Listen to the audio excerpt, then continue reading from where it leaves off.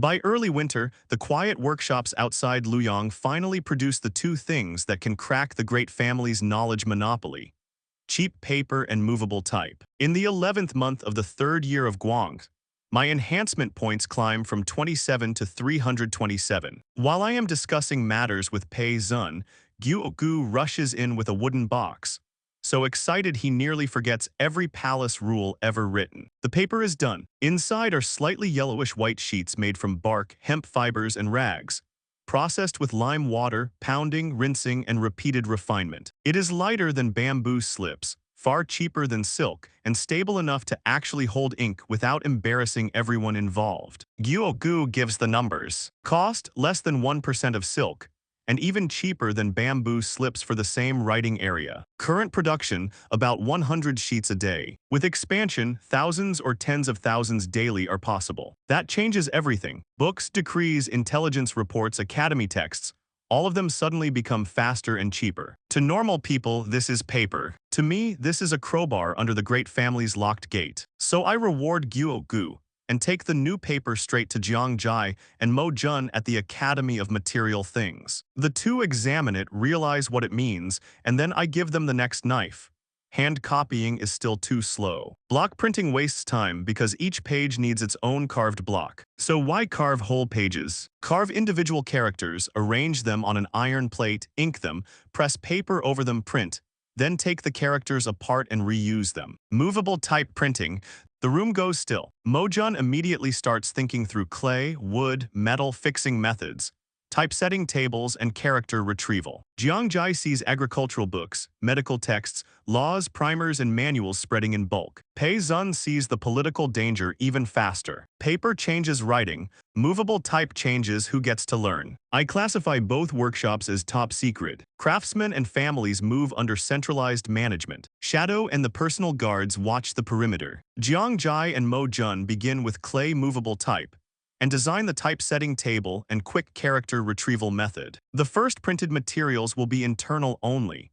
Military drill manuals, Academy of Material Things blueprints, Medical Academy textbooks, Shadow cipher manuals, and the future Academy's core lessons. If this leaks too early, the great families will not debate me. They will try to bury the craftsmen, burn the method, and follow the smoke back to me. So the future stays hidden in ink for now. By late November, I turn to Jishi Hall. Mu Chuo and Fan Jai stand before me. In peaceful times, divine doctors are respected. In the chaos coming, they are strategic weapons against plague, wounds, panic, and the slow death of armies. I check them. Mu Chuo has loyalty 76%, strength 68, intelligence 85, stamina 79, command 35, politics 42, medical skill 95, and the 5 animal frolics trait. Fan Jai has loyalty 74%, strength 51, intelligence 92, stamina 65, command 28, politics 70, and medical skill 98. I tell them Jishi Hall and the Medical Academy will rest on their shoulders,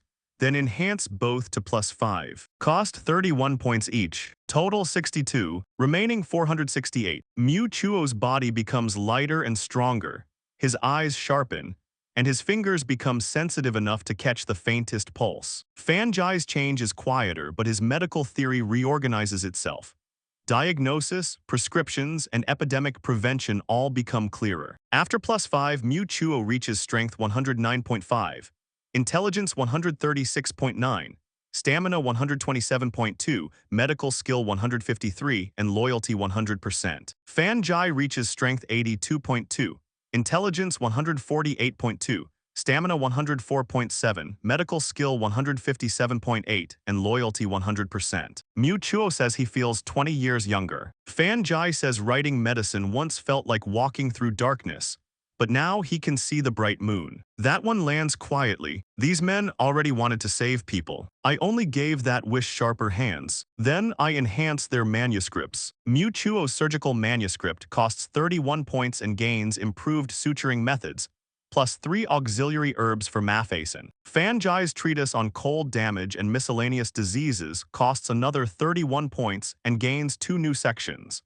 epidemic prevention and emergency first aid. My balance drops to 406. Before the dust settles, hidden guards carry in a blood-soaked man found outside the city. Multiple stab wounds, chest wounds deep enough to expose bone. Too much blood lost, barely breathing. Mu Chuo uses the improved Mafacin, stops the bleeding, cleans the wounds, removes ruined flesh, and sutures layer by layer. Fan Jai takes the pulse and writes a chi-replenishing, blood-generating prescription with precise herbs and dosage. In less than half an hour, the operation is complete. The man's breathing steadies. Color returns faintly to his face. Mu Chuo says wounds like this once had at most a 30% survival chance. Now he is confident of 90%. Fan Jai says his prescriptions seem more than 30% stronger. So I order the revised texts to become Jishi Hall's teaching materials and begin training the first batch of medical soldiers for my army. 3 days and 3 nights later, the rescued man wakes. He is gaunt, sharp-eyed, wounded, and still dangerous. He asks where he is. I tell him this is Jishi Hall in Luoyang and that the physicians saved him. He relaxes just enough to give his name.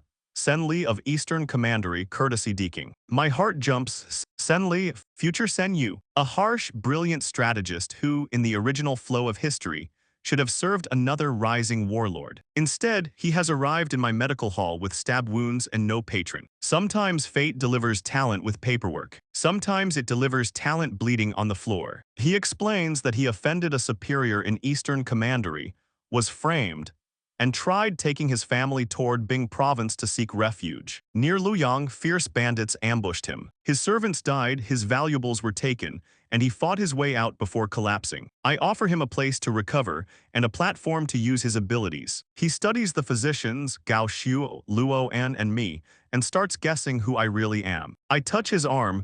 View Sen Li. He is a fallen scholar and future poisonous strategist. Loyalty 72%, Strength 71, Intelligence 93, Stamina 65 while injured, Command 80, Politics 85, with the trait Ruthless and Decisive. Pei Zun is Caution. Sen Li is the knife you use when Caution says the knife is required. I enhance him to +5. Cost 31 points, remaining 475. His wounds recover quickly. Military texts, schemes, and insights into human nature sharpen in his mind. His loyalty rises to 100%. And his attributes become Strength 115, Intelligence 150, Stamina 105, Command 129, Politics 137. He bows and offers me his body, wisdom, and loyalty even through 100 deaths. I settle him in Jishi Hall's rear courtyard and have Shadow bring his family over safely. Several days later, after learning the scale of my forces, Sen Li gives his first proposal.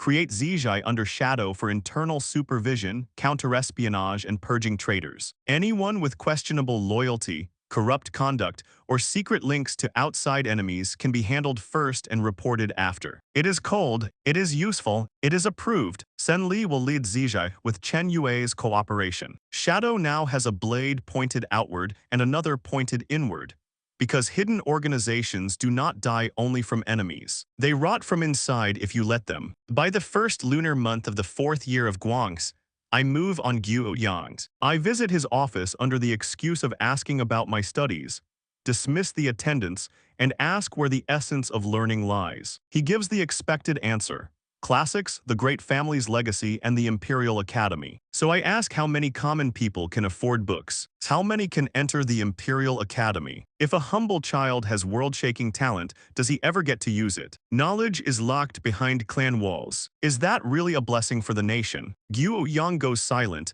Then I tell him my plans. I want an academy that accepts talent regardless of background, judging scholarship and character. It will teach classics and history, but also practical studies. Material science, medicine, mathematics, agriculture. Knowledge should not belong only to a few families, and only Guo Yang has the reputation to preside over it. The idea strikes the old dream he had buried under reality. I take his trembling hand and ask him to help me build a golden age of culture. View Guo Yang. Loyalty 81%. Strength 48, Intelligence 95, Stamina 62, Leadership 40, Politics 78, Literature 99 with Scholar's Integrity. I enhance him to +5. Cost 31 points, remaining 744. His scholarship, political understanding, memory, and body all sharpen. After enhancement, he reaches Strength 78. Intelligence 153, Stamina 100, Politics 126, Literature 160, and Loyalty 100%. He bows and calls me his lord, willing to build the academy, enlighten the people, and pass down civilization. We set the early shape immediately.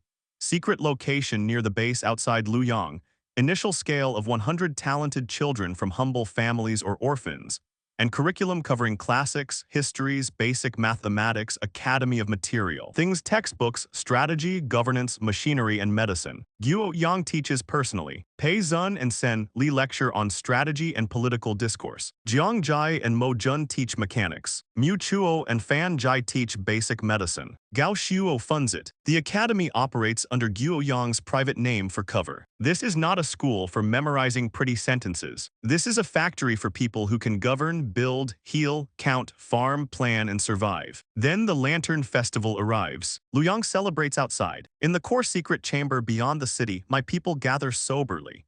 Chen Yue, Luo, and Pei Zun, Sen Li, Guo Yang, Meng Shun, Gao Shuo, Jiang Jai, Mo Jun, Mu Chuo, and Fan Jai. Han Zhang and Wei Bu are away, but their pieces remain on the board. I tell them the truths. Chang Ju of the Way of Great Peace has spread followers across 8 provinces, through talisman water and healing. His aim is no longer healing. It is rebellion. Pei Zun reports that core disciples are traveling between provinces, forging weapons and armor and stockpiling grain. The prophecy is spreading. The azure heaven is dead, the yellow heaven shall rise. His estimate is 1 to 3 years before upheaval. 1 to 3 years. The countdown is standing in the room now. Sen Li adds that great families like the Yuan clan of Runan Commandery, the Yang clan of Hongnong, and the Wang clan of Taiyuan are secretly colluding with the Way of Great Peace, providing money, grain, or silent permission, hoping to use the coming fire against rivals. I say the world is terminally ill. Ordinary medicine is useless. Only by breaking it can it be rebuilt. But the common people will suffer. Once the yellow turbans rise, war will burn everywhere. Innocent people will bleed, while the clans who fed the fire try to harvest from it. No one speaks for a moment. Then Sen Li gives the plan, kill with a borrowed knife. Shadow will guide the Way of Great Peace toward the great family's core industries, manners, and hidden private soldier outposts. Evidence will accidentally appear proving the clans are double-dealing and planning to use the yellow turbans against rivals. The rebels strike the clans fight back, and both sides consume each other. Pei Zun adds rumors that some great families have secretly joined the court, or the prince, to destroy the yellow turbans from within. Make each side believe the other betrayed first. It is vicious. It is aimed at people trying to profit from a burning empire. I approve it. Sen Li leads, Pei Zun and Chen Yue assist, and Shadow makes both sides think the other moved first. Then we choose the future base. Meng Shun wants a place easy to defend, hard to attack, with natural barriers and grain. Gao Shuo wants distance from Luoyang without cutting trade. Guo Yang wants people simple enough to educate. Pei Zun and Sen Li name the answer: Bing Province, around Huayuan Commandery and possibly Yanmen. Bing borders Hu lands, produces fierce soldiers, has weaker great family influence, and already has Wei Bu in Huayuan. It is near Hanzhong and Yu Province, can absorb refugees, reclaim wasteland, and use enhanced grain seeds to ease food pressure. It is not safe. The Way of Great Peace has influence there, and Xingnu raids are constant. But pressure can forge troops. So I decide on Bing Province. Chen Yue will expand Shadow there. Meng Shun will train 3,000 new elites ready to go north. Gao Shuo will tilt money, grain, and armaments toward the province. Outside, lanterns burn over Luoyang. Inside, the route of my rise is chosen. At the beginning of the second month, the Bing province plan becomes practical, which means it immediately becomes annoying. The first question is who currently controls the province. Chen Yue reports that the inspector is Chang Yi, Courtesy Gongli, an upright border official who once served in Yu province, reorganized defenses, resisted Hu raiders, and is known for strict discipline. Bad news, he is not corrupt. Worse news, he is stubborn. Chang Yi is loyal to the Han court and the law as he understands it. Gao Shuo confirms he is not deeply tied to the great families and cannot be bought easily. If we approach him too early, he may not join us. He may investigate us. An honest official doing his job, truly inconsiderate of my conspiracy schedule. Sen Li suggests removing him. Pei Zun rejects it. A dead inspector means court investigation, faction fighting, and chaos in the exact place we need stable. Gao Shuo proposes a smoother route. impeach him for lax border defense and lack of merit, or move him back to the capital with a promotion in name and demotion in fact. Then we need a successor. Our people lack the rank for inspector. The Yuan and Yang families will try to insert their own candidates. Guo Yang suggests we do not need a loyalist yet.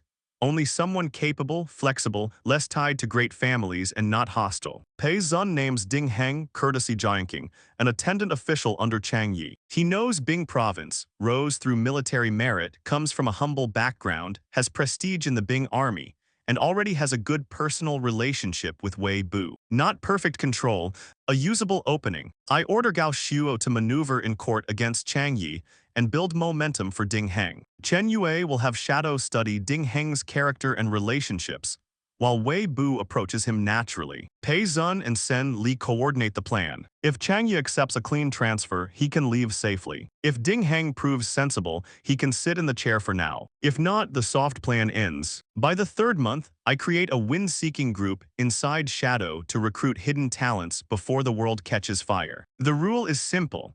Seek people still in the wild, stuck in low posts, or full of ability with nowhere to spend it. Avoid high officials and great family heirs for now. I give Shadow several targets.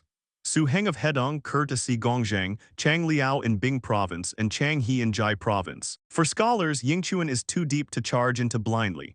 So Shadow should watch frustrated young officials, document handlers, law clerks, and grain managers with clean backgrounds. Quality over quantity. Within half a month, Shadow finds Su Heng. He is a low-ranking Hedong County official, about 20 strong, steady, familiar with military affairs, and moved by our cause of restoring the Han, eliminating traitors, and treating the poor through Jishi Hall. He comes to the base in secret. I tell him he is a loyal and righteous man who has not yet met his opportunity, and that the coming chaos needs generals who can protect the people. Then I touch him, view Su Heng, loyalty 65%, strength 88, intelligence 72, stamina 85, leadership 84, politics 60 with steady and prudent. I enhance him to +5, cost 31 points. My balance drops from 1344 to 1313. His strength, command, understanding, and loyalty surge. After enhancement, he reaches strength 141.7, intelligence 115.9,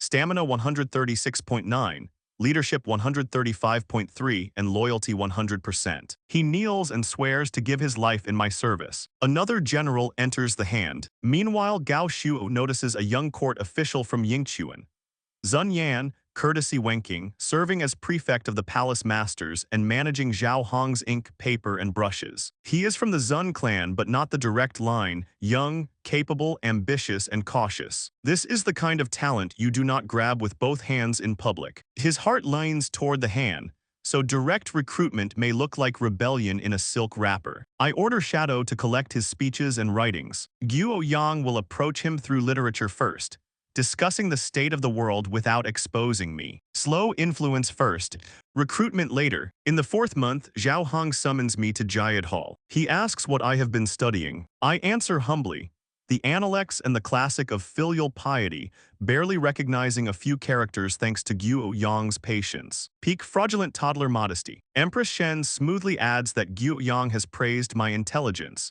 especially my thoughts on governing with virtue and being frugal while loving the people. Zhao Hong asks me to explain, so I give him the answer he wants wrapped around the advice he needs. The ruler is like the North Star. If Father Emperor stays upright, the other stars follow. If the palace reduces expenses, more common people can eat and dress, and they will cherish Father Emperor even more. It is filial, it is flattering, it is also a tiny policy knife dipped in honey. Zhao Hong is pleased. He tests me with simple classical questions, and I answer just well enough to look brilliant, not demonic. Then he says I must study hard and one day share his burdens for the great Han. The implication is obvious. Mother is delighted afterward, but we both know the title of Crown Prince will not save me by itself. Zhao Hong's body is already worn down. If he dies before my hidden power is ready, even a formal title can become a cutting board. Status is useful, power is survival. By the fifth month, Zhao Hong's favoritism is too visible to ignore. Gao Shuo reports the factions clearly. On my side are Empress Shen's relatives led by Grand General Shen Jin,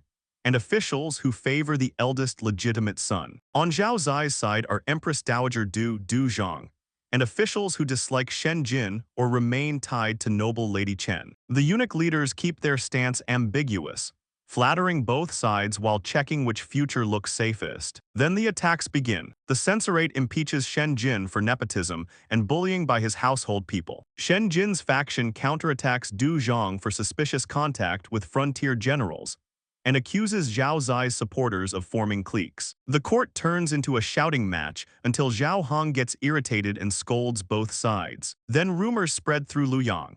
Empress Shen's butcher family origin, Shen Jin's crudeness, my maternal clan being unworthy, and nonsense about me being frail and unstable. Empress Shen smashes jade cups. Shen Jin wants revenge. I summon Pei Zun, Sen Li, and Guo Yang. Sen Li wants to answer dirt with dirt.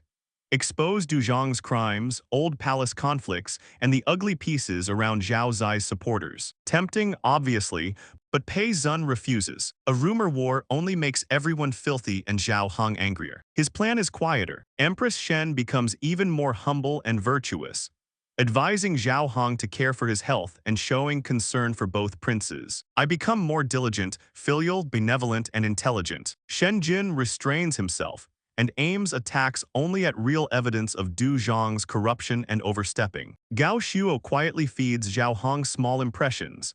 Empress Shen's frugality, my concern for father, my improving studies. Moisten things silently, so we do exactly that. Empress Shen donates part of her palace allowance to set up porridge stalls outside the city. I answer Zhao Hong's questions with polished restraint. Shen Jin stops flailing and targets evidence. Du Zhang's side sees the rumors fail, grows impatient, and exposes more flaws with every move. The louder they fight, the more Zhao Hong values the peace mother and I provide. By the 6th month, it is time for Zun Yan. Guo Yang has spent months befriending him through literature, while Shadow watches quietly. Zun Yan cares about the Han but is not blindly loyal. He sees the sickness in the court, understands the people's suffering, and waits in a low post because caution is stitched into his bones. Guo Yang invites him to a private villa outside the city under the excuse of discussing ancient texts. They speak of classics first. Then Guo Yang turns to the state of the world.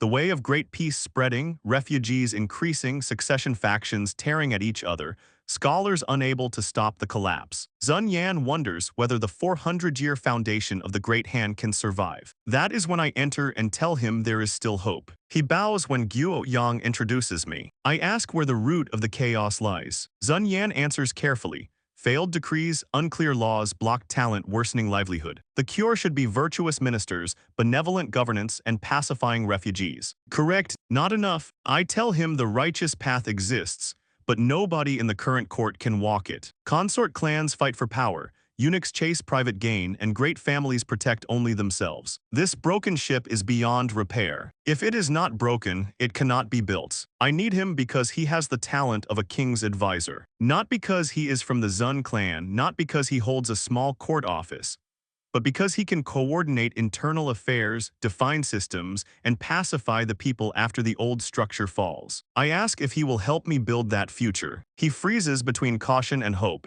I take his hand. View Zun Yan. Loyalty 70%, strength 53, intelligence 96, stamina 68, leadership 75, politics 98.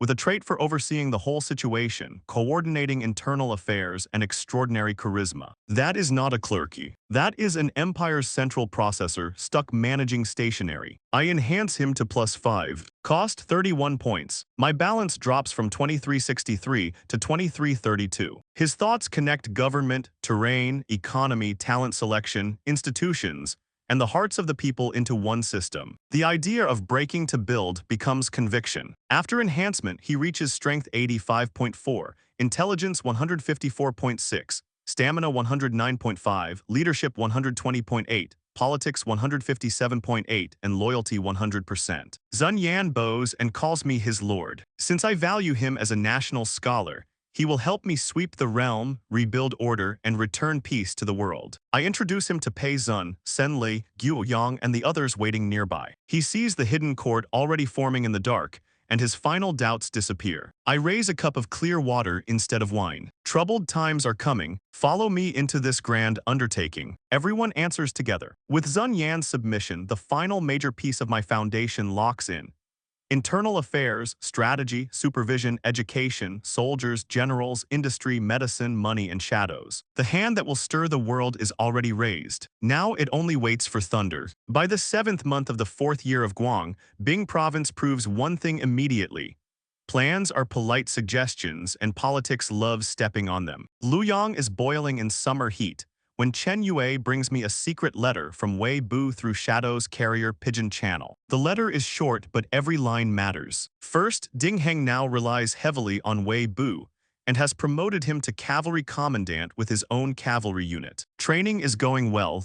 Good, at least one part of the board listened. Second, the old inspector of Bing province, Chang Yi, has been ordered back to the capital for ineffective border defense and failing health. He is given the idle post of Grandee of Radiant Luck, which sounds impressive until you realize it is basically a padded chair with no teeth. Third, the replacement is not Ding Heng. It is another official also named Chang Yi, a Liang province scholar dropped in from above, apparently connected to powerful eunuch channels in the capital. Since arriving, this new Inspector Chang has already started suppressing local generals like Ding Heng. So the court took my neat little succession plan, folded it carefully, and used it to swat me in the face. Annoying, not fatal. The fourth piece of news is the real prize. Wei Bu mentions a young officer from Mei in Yanmen, 18 years old, brave, resolute, skilled in military affairs, but marginalized because he comes from the Bing borderlands and not a great family. He currently holds the rank of major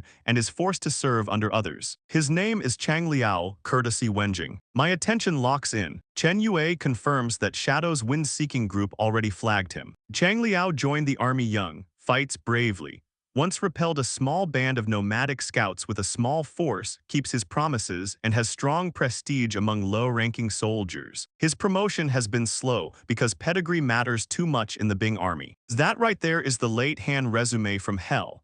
Talented, loyal, useful, and blocked by people whose main achievement is being born near better furniture. I order Chen Yue to reply to Wei Bu. Keep befriending Chang Liao. Reveal only that I appreciate border generals and men of talent, not our deeper foundation. Also create chances for him to earn merit, rise a little, and come into our reach naturally. Wei Bu moves fast. Just over a month later, another message arrives. Chang Liao has distinguished himself in a bandit suppression operation and been promoted to acting military commandant. Under the excuse of escorting warhorses to Luoyang, Wei Bu arranges for him to come to the capital on official business. In early August, Chang Liao arrives. He is 18, tall, resolute, sharp-eyed, and carrying the weathered edge of a border soldier. He delivers the warhorse documents at the Ministry of War.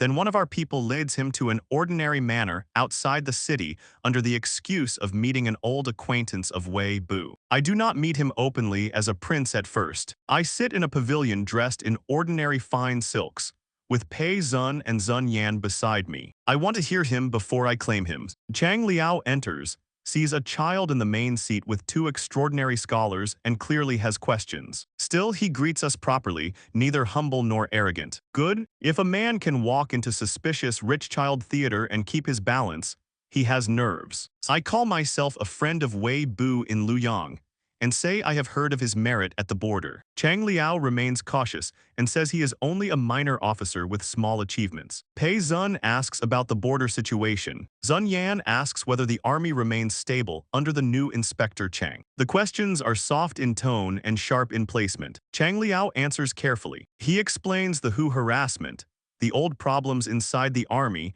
and the tension caused by the new inspector's personnel changes. His words are concise, but the analysis is clear. He is not only brave, he can read troops, people, and danger. After listening for a while, I stand and ask if he knows who I am. He hesitates, then guesses I must be connected to the palace. So I tell him directly, I am Zhao Rui, Prince of the Great Han. Chang Liao immediately tries to bow formally, but I stop him. This is not the palace. Then I tell him the truth. He has ambition and wants to serve the country, but the court is full of treacherous officials, and the border army is full of old sickness. Talent like his cannot display itself properly. I want to reorganize the mountains and rivers, sweep away the rot, and return peace to the world. Then I ask if he is willing to help me. Chang Liao freezes. He has been pressed down for years, forced to watch lesser men step over him because of background. Now a prince knows his name, understands the border, and offers him the road he has been denied. I place my hand on his arm. Contact complete.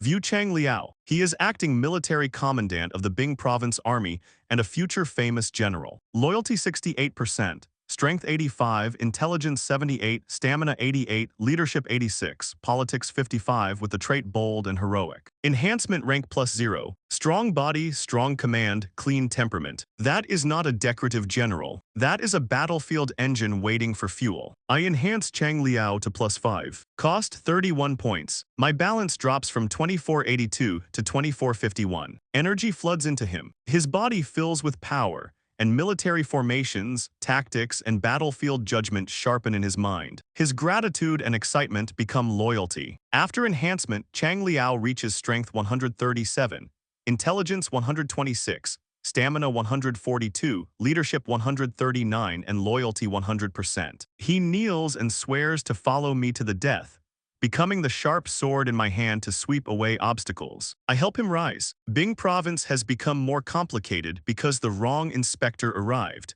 But gaining Chang Liao may matter more than the lost appointment. The board did not give me Ding Heng as inspector. Fine, I took a future pillar from under the board instead. By late August, the first real blade for Bing Province is ready. Inside a secret military camp outside Luoyang, 2,000 personal guards stand in formation. They are chosen from refugees and sons of good families, trained for months under Meng Shun, and their loyalty is generally above 70%. My points have recovered from 2451 to 2651 after roughly 20 days. I stand on the general's platform and tell them troubled times are coming. They have trained hard, but we need stronger martial power to protect what must be protected. Today, I will grant them divine power, and they must become warriors of 100 battles. Then I enhance all 2,000 personal guard soldiers to +1. Cost 2,000 points. Remaining balance 651. The invisible force sweeps across the drill ground. 2,000 bodies shudder at once. Their muscles tighten, their breathing steadies, their senses sharpen, and even their thoughts become a little quicker. One person's 10% improvement is useful. 2,000 people improving together is a battlefield problem with legs. The soldiers roar their thanks and swear to die for me. I call Chang Liao and Sen Li forward. I choose Sen Li instead of Pei Zun or Zun Yan because Bing Province is still unstable, and this mission needs someone who can handle dark work without blinking. I entrust the 2,000 elites to Chang Liao's command. Publicly, they are merchant caravan guards and laborers sent through Grand General Shen's, named to reinforce the Bing Province border army. They will depart in batches, travel secretly, and rendezvous with Wei Bu in Huayuan Commandery. Once they arrive, Chang Liao and Sen Lai must help Wei Bu seize actual control of Huayuan's military and administration as quickly as possible. On the surface, Wei Bu must respect the new Inspector Chang and obey orders. In the shadows, Chang Liao will use his enhanced ability to build prestige and grasp real troops. Sen Li will eliminate unstable internal factors and collect evidence on Inspector Chang and his cronies. If necessary, Zijai can make the new inspector fall from power, or fall into an accident. That line hangs in the air, and nobody mistakes it for poetry. Sen Li accepts with cold confidence. Chang Liao, newly entrusted with 2,000 enhanced elites, kneels and promises to build an iron foundation in Bing Province with Wei Bu and Sen Li. If he fails, he will bring his own head to see me. Very committed, slightly intense, exactly the energy required for frontier politics. After they leave, I turn to Meng Shun. Of the original 3,000 personal guards, 2,000 are going north, and 1,000 remain as seed backbone. I give him another 2,000 recruit slots, and order him to train those 3,000 into elites no worse than the force I just sent out by the end of the year. Meng Shun accepts like iron. Meanwhile, cut to Bing Province. In Jinyang, the new Inspector Chang is already irritated. He used his connection with a powerful eunuch to get the province,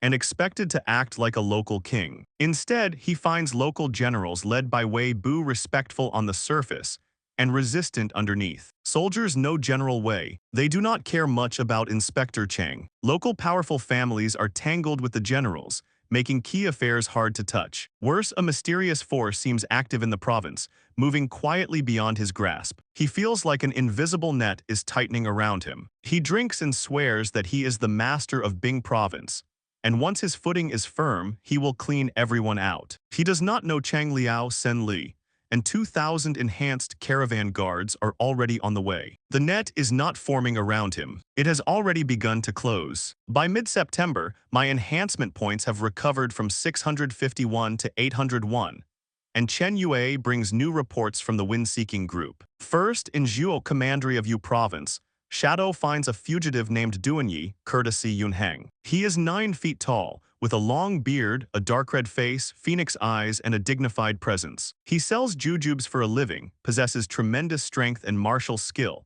reads the spring and autumn annals, values righteousness, and is proud enough that approaching him carelessly would probably make him walk away out of principle. Second, in Chenliu of Yan Province, Shadow finds a fierce man named Yan Wei. He is powerfully built, frank, loyal, and absurdly strong. He once killed a man to avenge a friend, walked out of a busy market carrying the head, and hundreds of people did not dare approach him. He is also evading the authorities, and his whereabouts are unstable. 2 warriors worth 10,000 men, both currently in fugitive mode. The world is really out here, leaving legendary combat units in the clearance bin, and expecting me not to notice. I order Shadow to monitor them closely, but not alarm them. Duanyi is proud. If we make him feel hunted or insulted, we may lose him. Yan Wei is more straightforward, so kindness at the right moment may work better. Find their needs, movement patterns, and dangers first. Then Chen Yue adds one more report. Shadow heard that the spear grandmaster Song Yuan is secluded somewhere deep in the Changshan Mountains. Chen Yue knows him from his younger years and once sparred with him. Song Yuan's spear technique has reached a divine level,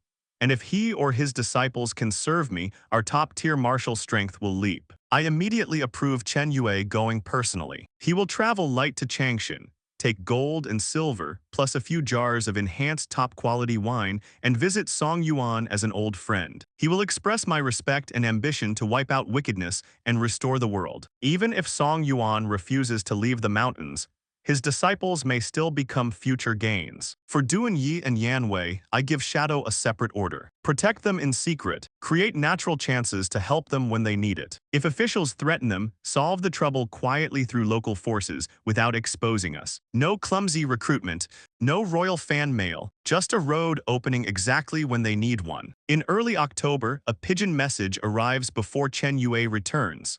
Song Yuan has agreed to come to Luoyang. A few days later, Chen Yue escorts him to the base. Song Yuan appears about 60 with white hair and beard, but his complexion is ruddy and his posture is straight. His eyes carry restrained light, and his whole presence is calm in the way only people who have spent decades chasing one thing can be calm. He greets me directly and explains his purpose just as directly. In this life, he seeks the spear Dao. Age has weakened his blood and qi, and the road ahead feels cut off. Chen Yue told him, I may possess a way to help a person break through mortal limits. If I can let him see a higher realm, he is willing to teach everything he knows and dedicate his life's learning to me. Clean motive, no wealth, no office, no palace ladder, just a man looking at the end of his path and refusing to accept the wall. I take his hand and tell him the martial arts have no end. Perhaps I can help him push open that door. Contact complete. View Song Yuan. He is a spear god and grandmaster. Loyalty 60%. Strength 89, Intelligence 75, Stamina 70, Command 65, Politics 40, Martial Power 95, with the trait Spear Grandmaster. His spear technique has entered the transcendent realm, but age and stamina are holding him back. Enhancement rank +0. I enhance Song Yuan to +5. Cost 31 points. My balance drops from 951 to 920. Energy floods his aging body. His bones crack softly, his muscles fill out again, his wrinkles smooth, and his white hair begins turning gray-black from the roots. More importantly, his dormant blood and qi surge back, and countless insights into spear technique connect in his mind. After enhancement, Song Yuan reaches strength 144, intelligence 121, stamina 113, martial power 153, and loyalty 100%. He stands, moved to tears, and thanks me for the grace of rebirth. From now on, his life and martial Tao belong to me. He will cultivate spear talents and help me sweep the world. Then he offers the news I wanted most. When he was old and frail, he took one last disciple, a 13-year-old boy from Zhending in Changshan named Liang Yun, courtesy Ziking. I keep my face calm. Inside, absolutely not calm. Song Yuan says Liang Yun is the most talented student he has ever seen. Pure-hearted, resilient, highly perceptive, and already taught the full 100 birds paying homage to the phoenix spear technique. But the boy is still building his foundation and tempering his heart. Song Yuan wants him to remain in the mountains until 16. When his spear technique reaches major achievement and his temperament steadies, then he will send him to serve me. That is reasonable. A 13-year-old peerless general is still 13. Let him grow. I can wait for a blade that's sharp to finish being forged. I tell Song Yuan to let Liang Yun train in peace. When his studies are complete, I will have a place ready for him. I also order Chen Yue to have Shadow protect Liang Yun and his family in Changshan, keeping outside trouble away. With Song Yuan secured, I create a martial academy inside the base. Its purpose is to train grassroots officers and martial talents. Song Yuan will serve as dean, with Chen Yue assisting. They will turn personal martial arts into systematic teaching and build a stronger martial foundation for my army. Song Yuan accepts immediately. Teaching his Tao and cultivating more talents already matches his wish. Now he can do it under my banners. At the end of the 10th month after Frost Descent, Lifeng Pavilion officially opens. The courtyard has been urgently renovated by Jiang Jai and Mo Jun. It has a martial field, a lecture hall with sand tables and weapons, and dormitories for students. Simple but complete. 30 carefully selected young men stand on the field, most between 15 and 20, chosen from Shadow, the personal guards, and peripheral organizations for loyalty and martial potential. At the front stands Luo En. He has already been enhanced to +5, but today he restrains his aura and stands like a sharpened blade still in the sheath. Song Yuan and Chen Yue stand on the platform. I sit to the side and formally announce the establishment of Lifeng Pavilion. These students are my future pillars, the backbone of the army. They must study hard, practice hard, master martial arts and strategy, and understand loyalty and righteousness. In the future, some will become generals, and some will become blades in Shadow. The curriculum is tight. Before dawn, Song Yuan leads foundation training: stances, breath regulation, bones, muscles, and qi blood circulation. In the morning, Chen Yue teaches actual combat with the sword. In the afternoon, Guo Yang's texts teach literacy and principles. Pei Zun teaches basic military strategy, terrain, formations, and intelligence, while Zun Yan explains simple government decrees, law, and livelihood management. This is not just a fighting school. This is where raw force learns what it is fighting for. Luo En throws himself into it harder than anyone. Enhancement gave him the body and mind. The academy gives him structure. Under Song Yuan, he polishes power generation and breath. Under Chen Yue, he learns timing, movement, and killing technique. At first, Chen Yue still beats him repeatedly despite Luo En's superior attributes, which is humbling in the healthiest possible way. Stats are not everything. Knowing when to move matters. Knowing why to move matters more. After days of bitter training, Song Yuan and Chen Yue assess Luo En together. On the martial field, Luo En holds a wooden sword while Song Yuan holds a wooden spear. This time, Luo En is different. He no longer relies on raw speed and strength. His footwork is agile. His sword follows his body, and he neutralizes Song Yuan's spear techniques one after another. The wooden weapons clash again and again. They fight nearly 100 moves without a winner. Then Luo En thrusts straight. It looks simple, but the strike carries strength, speed, angle, and timing gathered into one line. It slips through Song Yuan's defense and stops 1 inch from his throat. The field goes silent. Song Yuan withdraws his spear and says the strike has grasped intent. Luo En is no longer trapped on the surface of moves. He has touched the core. Chen Yue actually laughs and praises him too. My blessing was the catalyst, but Luo En's bitter work carved the unpolished jade into something real. Luo En kneels, thanks me and both teachers, and promises not to fail our expectations. I look at him and understand the real result. The system can shortcut potential, but it cannot replace effort, teaching, or control. Luo En's breakthrough proves the model works. Enhancement, Grandmaster Guidance, Bitter Cultivation, and Education together. Lifing Pavilion is not just making stronger fighters. It is making officers with skill, loyalty, discipline, and thought. The fangs of my hidden dragon are being polished one student at a time. And soon, those blades will have a world dark enough to test them. By the first lunar month of the 5th year of Guang, the court finally gives me the title everyone has been bleeding politics over.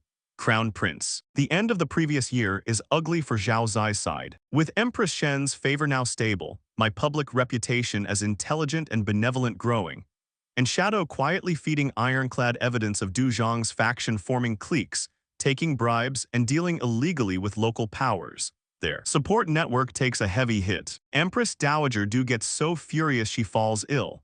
But anger does not reverse a bored position. On New Year's Day, the Grand Court Assembly gathers before Huayang Palace. Zhao Hong sits high on the dragon throne, pale but forcing dignity into his posture. Empress Shen sits beside him in phoenix crown and ceremonial robes, graceful on the surface.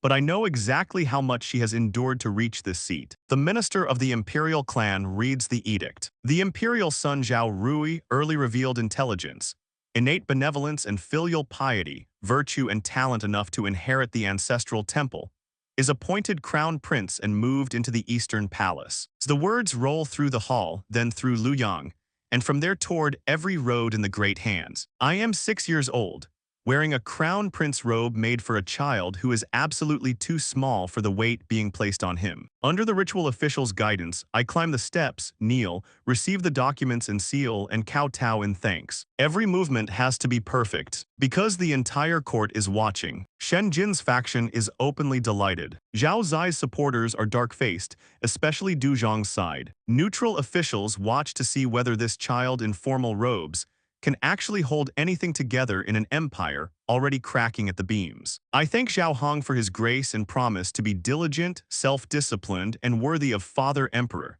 Mother Empress, and the people under heaven. Zhao Hong smiles for real and helps me up. He tells me to work harder in the future and share his burdens. And there it is. The title is mine.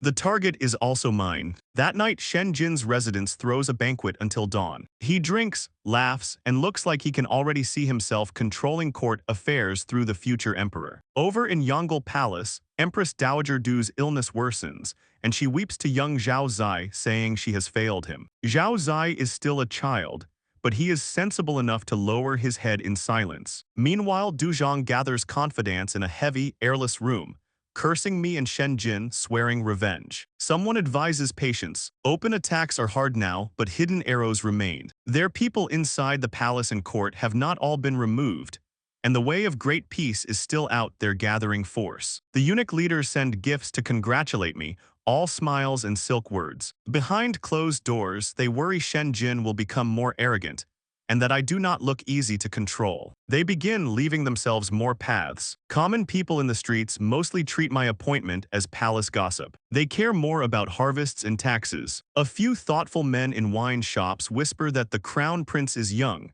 and chaos has already appeared. Everyone reacts differently, nobody relaxes. In Yuking Palace, after the ceremony noise fades, I take off the heavy robes and stand by the window in ordinary clothes. Becoming crown prince does not make me happy the way outsiders imagine. It is a shield, yes. It is also a flag planted on my back. Pei Zun, Zun Yan, Gu Yang, Chen Yue, and the other core members gather quietly through the hidden passage. They congratulate me, but none of them looks loose. Good, they understand. I tell them this is only a hollow title. The target has been raised. From now on, open attacks and hidden arrows will only increase. Then I ask about Bing Province. Zun Yan reports that Wei Bu and Chang Liao, with Sen Li's cooperation, have initially taken control of Huayuan Commandery's military and administration. The new Inspector Chang is obstructing them, but Sen Li already has a counter-strategy. Pei Zun adds that the way of great peace is moving more frequently across the 8 provinces. A great change is close. We have to speed up.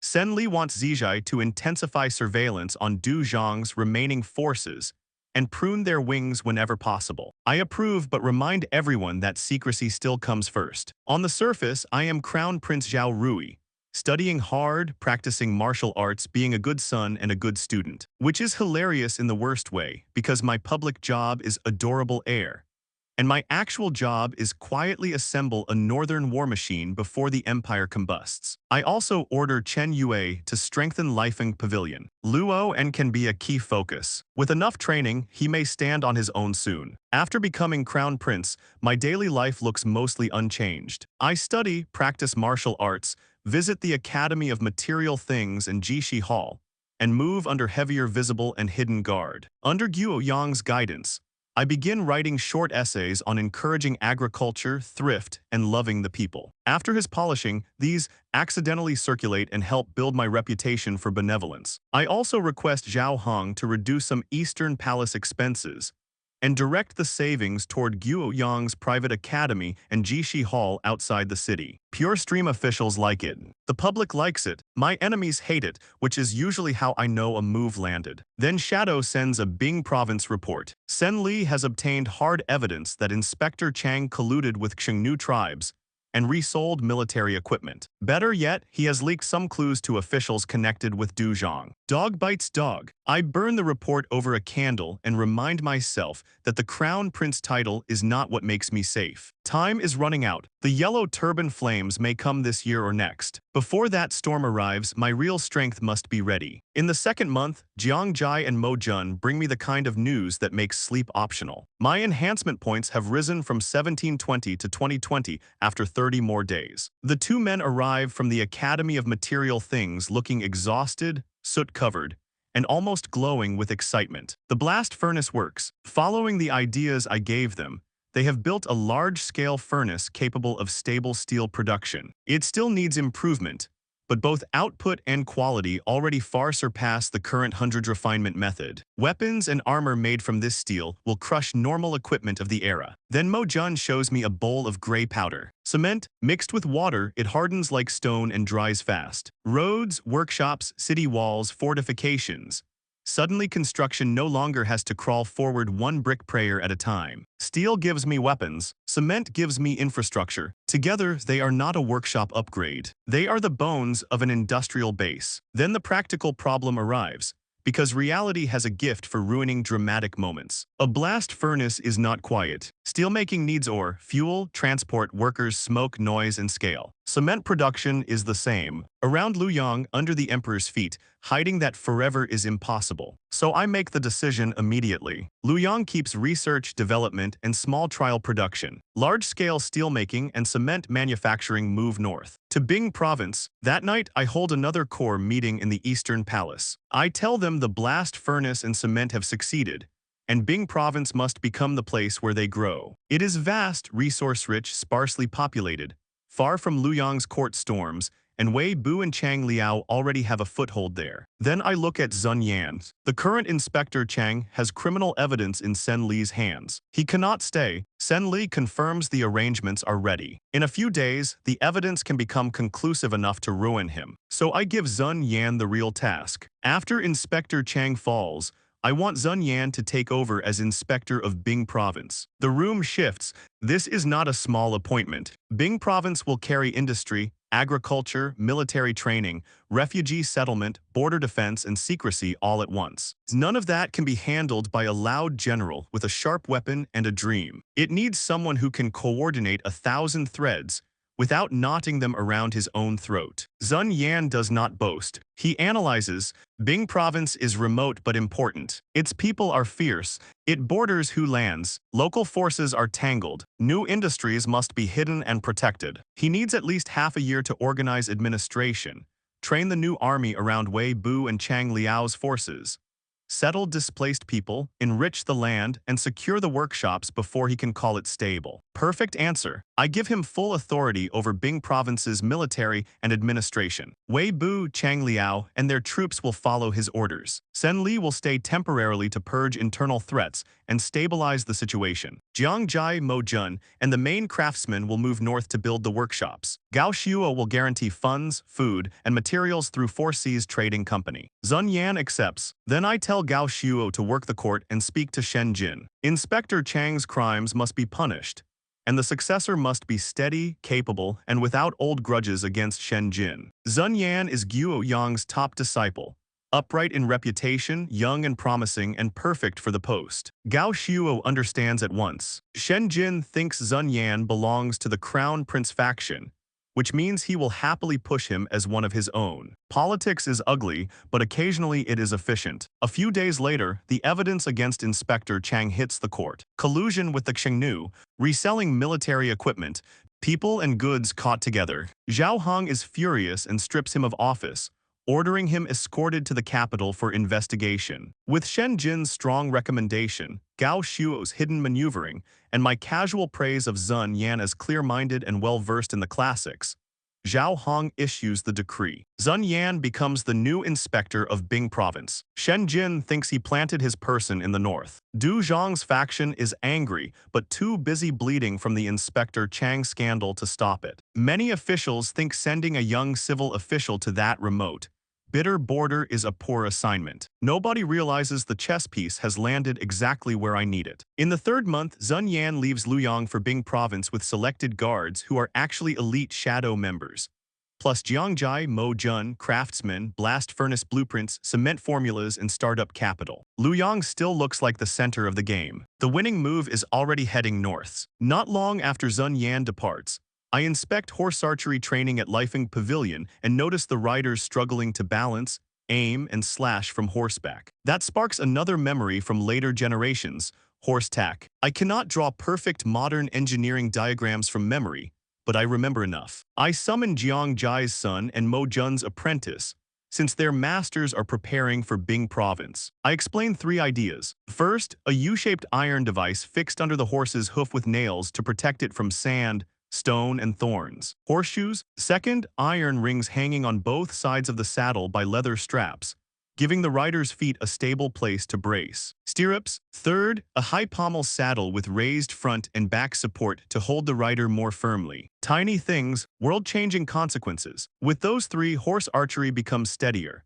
slashing gains more force, long-distance raiding becomes easier, and cavalry stops fighting half its own saddle. I order secret development immediately. Best materials, repeated testing, total secrecy. Every craftsman involved is centrally managed and locked behind death contracts. The first attempts are messy. Horseshoes fall off or risk hurting the horse if the curve, thickness, or nail holes are wrong. Stirrups fail if the length or material is bad. Saddles need support without ruining movement. But the young craftsmen keep testing, recording, adjusting, and starting over. 1 month later, the cavalry trio works. The horseshoes fit tightly. The double-sided stirrups are strong and properly hung. The high pommel saddle secures the rider. During testing, a student draws a bow from horseback with much better stability, improves accuracy, swings a long blade with waist and leg strength, and even performs standing and side-leaning maneuvers that used to be extremely difficult. I approve small-batch secret production at once,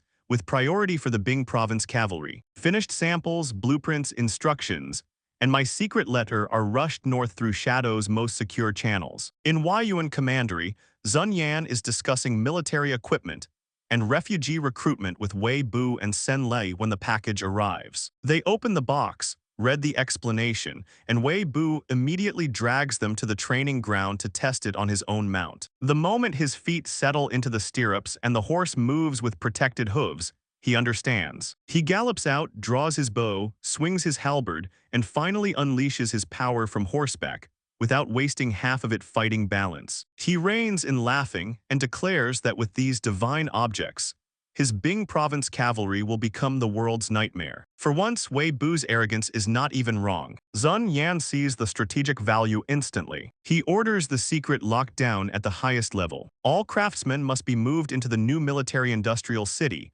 isolated from outsiders. Sen Li agrees that Zijai will make any suspicious person vanish without sound. Production begins. Blast furnaces smoke in remote places. Cement buildings rise. The new military-industrial city takes shape. In hidden cavalry bases, soldiers adapt to horseshoes, stirrups, and high pommel saddles. Bing province quietly changes into a steel beast crouched in the north. And in Luoyang, I keep reading, writing, visiting workshops, and acting like a very diligent crown prince. The performance is calm. The foundation underneath is not. In the 5th month, Lifeng Pavilion receives 3 new problems shaped like future peerless generals. After months of shadow guidance, quiet protection, and timely help during small troubles, Duanyi, Chang Meng, and Yan Wei are finally invited to the martial academy. Duanyi is tall, red-faced, long-bearded, proud, and dignified, with the kind of gaze that suggests he has already judged the room and found most of it unnecessary. Chang Meng has a thunderous voice, fierce eyes, and a restless temper. The moment he enters, he demands to know whether we brought him here for confinement. Yan Wei says little. He stands like an iron tower, rough-faced and heavy with pressure, one hand instinctively reaching for weapons that have been taken for safekeeping. All three are gifted, all three are proud, and all three look at Lifeng Pavilion like it might be a fancy cage. The reception instructor tries explaining the rules. Chang Meng roars him down and says if people here have skill, show it. Duanyi says nothing, but his raised chin translates beautifully. Yan Wei just stands in front, meaning clear, beat me first. Chen Yue walks onto the training ground. He asks if they want to stretch their muscles, and introduces himself as Vice Dean of Lifeng Pavilion. Chang Meng charges first, fist coming in hard enough to crack stone. Chen Yue barely moves. He turns, touches, leads, and presses the wrist, redirecting Chang Meng's force so cleanly that the man stumbles forward and nearly eats dirt. The field goes quiet. Then Chen Yue tells all three to come together. Duan Yi and Yan Wei attack from both sides. Chen Yue slips between them with calm precision,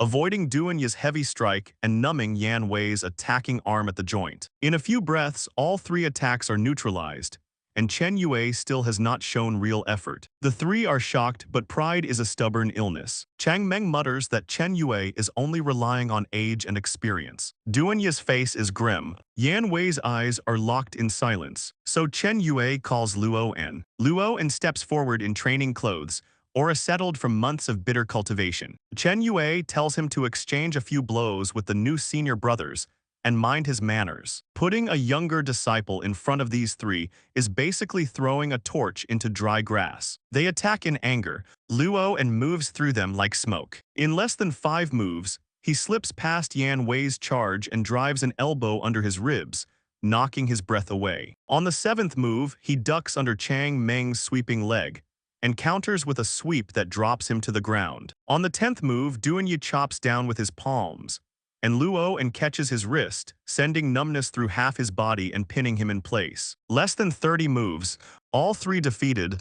Cleanly, the silence this time is heavier. Yan Wei rubs his ribs, stunned. Chang Meng forgets to get up. Duan Yi feels Luo En's grip on his wrist, and finally understands that the strength he took pride in is not unmatched here. Luo En releases him, steps back, and thanks them for the match. Chen Yue asks whether they are willing to study in peace now. Chang Meng asks if Luo En is really his disciple. Chen Yue says yes, and that Luo En has only trained in the martial academy for half a year. Their talents are not bad. What they lack is systematic polishing and correct guidance. If they put away their arrogance, they may one day reach or surpass Luo En's current level. That lands harder than the fight. Half a year, Duan Yi solemnly admits he has learned his lesson. Chang Meng says he is convinced and will stay. Yan Wei says nothing, but his eyes now hold reverence and hunger instead of suspicion. Watching from the shadows, I finally smile. Pride has to be cracked before it can be reforged. In the 6th month, Lifeng Pavilion becomes a furnace in more ways than one. Duan Yi, Chang Meng, and Yan Wei spend the first few days gloomy after losing, but then the academy itself starts breaking their assumptions. During martial practice, ordinary-looking students move with speed, power, and clean technique. Many are core shadow members enhanced to +3. Even the weakest have the foundation of second-rate experts. In the outside world, any one of them could make a name in a county or commandery. Here, they are students sweating through basics. Then strategy and culture classes hit. At sand tables, students discuss troop movement, terrain, and logistics with real structure. When Pei Zun presents a tricky battlefield problem, some students propose solutions the 3 newcomers had not considered. Zun Yan's materials explain how internal affairs, law, supplies, and the people's hearts decide whether an army can keep fighting. Chang Meng privately wonders how everyone here can be this capable. Duan Yi says little, but his arrogance starts turning into gravity. He realizes raw martial power is not enough, and that strategy and culture are mandatory here. Yan Wei trains harder than anyone,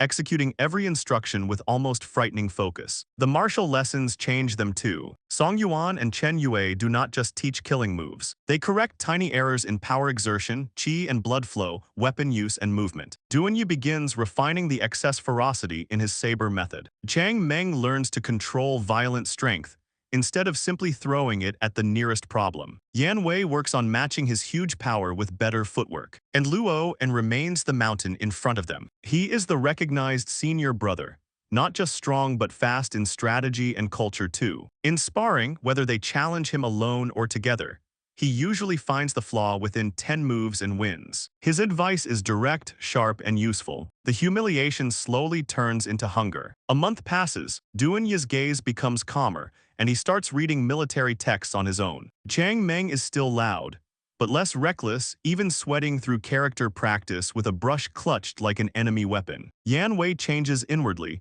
following instructions with exact care. The fierce aura remains, but steadiness begins to settle over it. When I visit with Chen Yue and Song Yuan, I watch from a distance instead of interrupting. Duanyi argues over a formation plan at a sand table. Chang Meng writes crooked characters in culture class, drenched in sweat and refusing to quit. Yan Wei repeats power exertion drills under Song Yuan's guidance, eyes fixed and serious. Chen Yue says they still have pride, but the sharpness has begun to be restrained. Song Yuan calls them uncut jade. I agree. Starting next month, they will begin targeted intensive training and gradually take part in peripheral practical missions. These three were once wild blades. Lifeng Pavilion is teaching them edge, weight, and direction. The great chaos is getting closer. When it arrives, I do not want heroes who only know how to swing hard. I want pillars who know exactly why they are swinging. By the 8th month of the 5th year of Guang, Duanyi, Chang Meng, and Yan Wei are not losing to enemies anymore. They are losing to lessons. Pei Zun's military strategy classes make Chang Meng grab his hair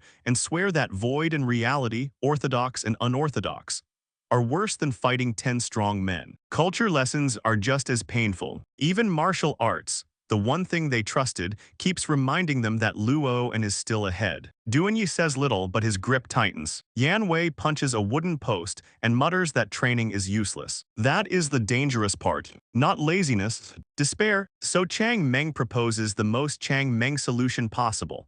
Become sworn brothers with Luo and. Luo and must have a trick, and once they are family, surely fourth brother cannot hide it. Duanyi knows the plan is shameless. Yan Wei decides it is feasible. The three find Luo and under a tree and ask to swear brotherhood, share fortune and woe, and never betray each other. Luo and sees the scheme immediately. He also sees their potential. They are rough, proud, and full of flaws, but they are not rotten. If they truly bond, they can become reliable comrades under my command. So he agrees. On Lifeng Pavilion's training ground, Duanyi, Chang Meng, Yan Wei, and Luo and swear before heaven and earth to share hardship, work with one heart, and never abandon righteousness. By age, Duanyi becomes first brother, Chang Meng second brother, Yan Wei third brother, and Luo and fourth brother. The oath ends, and Chang Meng instantly asks for the hidden shortcut. Luo and tells them the truth as far as he can. His strength comes from the opportunity and resources I gave him. Chen Yue and Song Yuan's teaching, Lifeng Pavilion's texts, medicinal baths, and sparring environment. But above all, it comes from harsh daily cultivation and actually thinking through the lessons. There is no shortcut. If there is one, it is focus, persistence, and not fearing hardship. He tells them their gifts are exceptional, even stronger than his at the start. If they settle down and absorb what the academy teaches, surpassing him one day is possible. Chang Meng admits he was wrong. Duanyi says he was impetuous. Yan Wei gives one heavy word, practice. The brotherhood starts as a scheme, but it does not end as one. The four grow closer, and Lifeng Pavilion starts calling them the Four Brothers. The sharp blades are finally learning to point in the same direction. When Chen Yue reports this to me at Yuking Palace, I summon all four. Duanyi, Chang Meng, and Yan Wei are stunned. They knew Lifeng Pavilion had imperial backing, but a personal summons from the Crown Prince is different. Luo and remains calm. He knows exactly whose hand built this academy. The four bathe, change clothes, enter the palace, and kneel before me. I confirm their identities and their oath, then tell them Lifeng Pavilion is meant to cultivate loyal pillars for the state. Since Luo entrusts them, I am willing to trust them too. Then I tell them the truths. Their bravery and strength are enough, but their foundation and potential are not fully awakened. If this continues, they will struggle to carry great responsibility later. No one laughs. They know the gap is real, so I give them the fortune they were chasing. System: Enhance Duanyi, Changmeng, and Yanwei to +5. Each costs 31 enhancement points. Confirm all three. Power floods into them at once. Duanyi's Saber Insights connect. Chang Meng's brute force begins turning into control, and Yan Wei's ferocity gains a mountain-like steadiness. Duanyi after +5. Strength 150, Intelligence 116, Stamina 142, Leadership 129, Martial Power 162, Loyalty 100%. Chang Meng after +5. Strength 153, Intelligence 103, Stamina 150, Leadership 119, Martial Power 158, Loyalty 100%. Yan Wei after +5.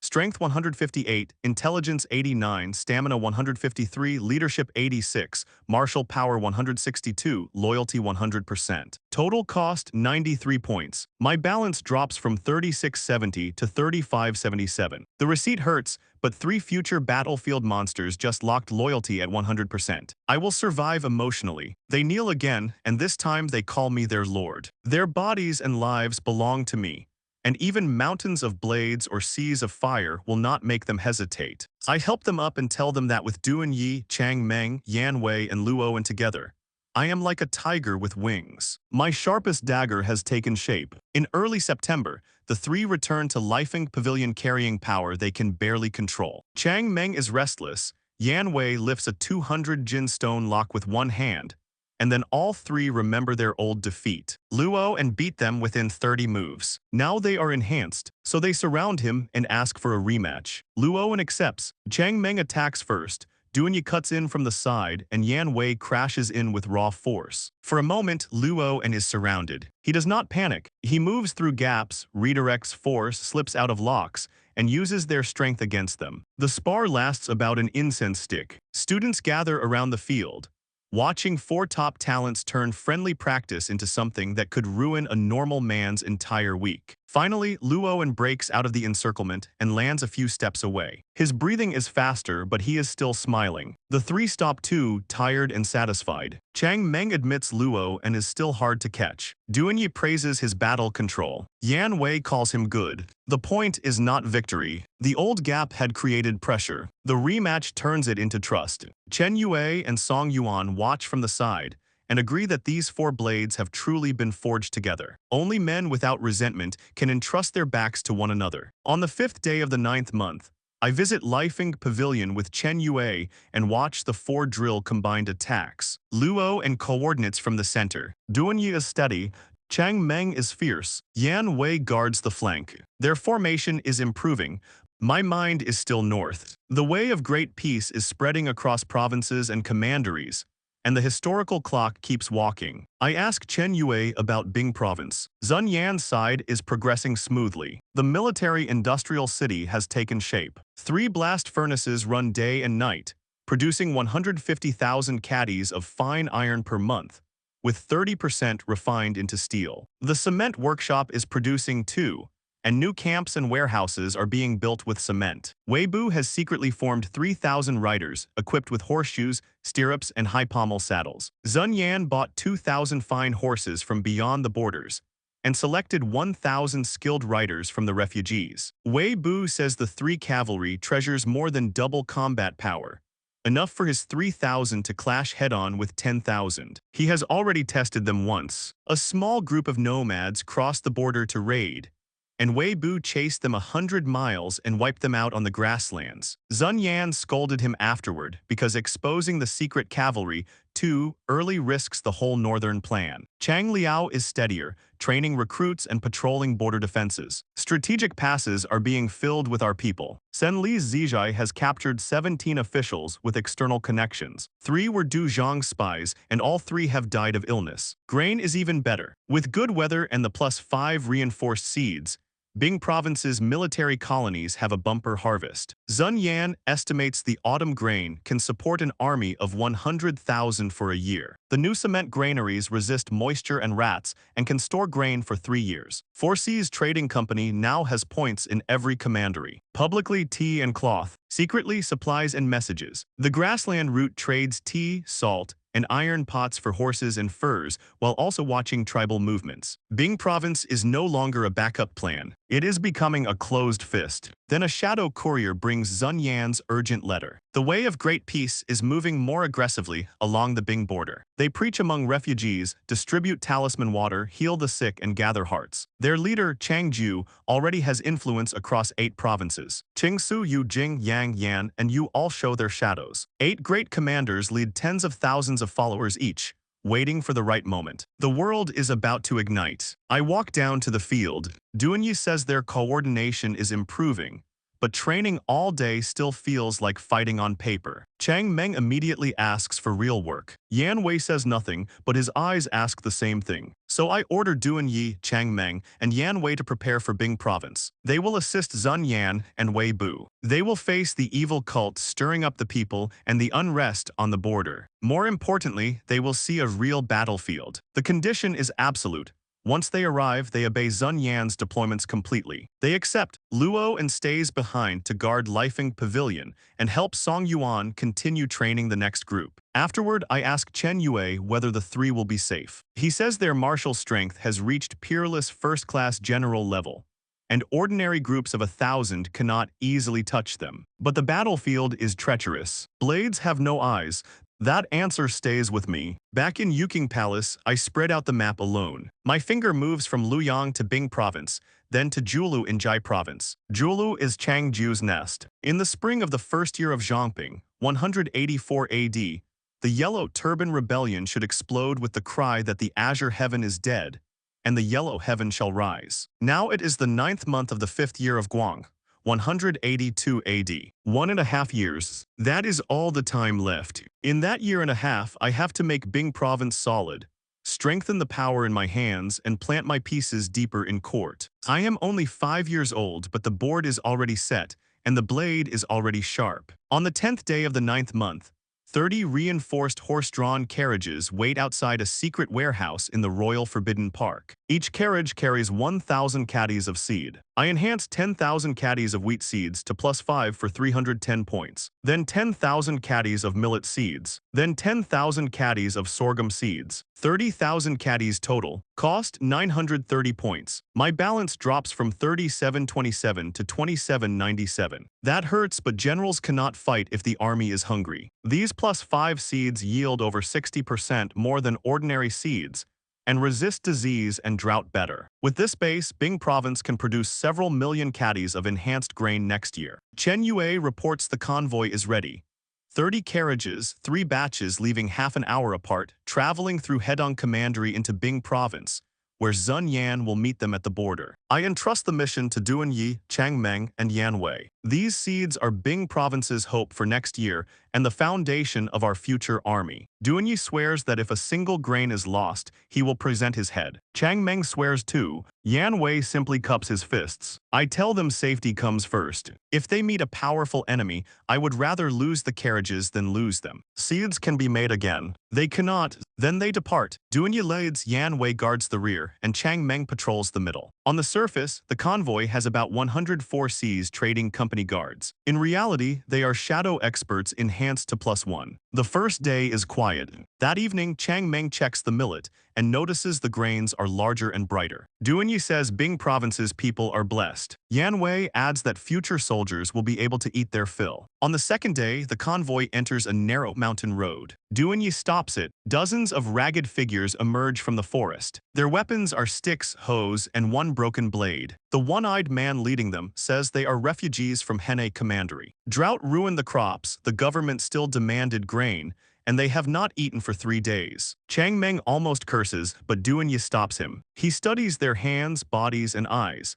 then gives them rations and tells them to divide the food and head south to Luyang's porridge sheds. They kneel and thank him. After the convoy moves on, Chang Meng worries they might have faked it. Duanyi says despair like that cannot be faked. Yan Wei adds that real bandits would not be that thin. No joke belongs on that road. That is exactly why the way of great peace can gather hearts. On the third day, the real attack comes. Over 100 armed mountain thieves block the road, led by a bearded man on a scrawny horse. Chang Meng is delighted, but Duanyi notices the problem.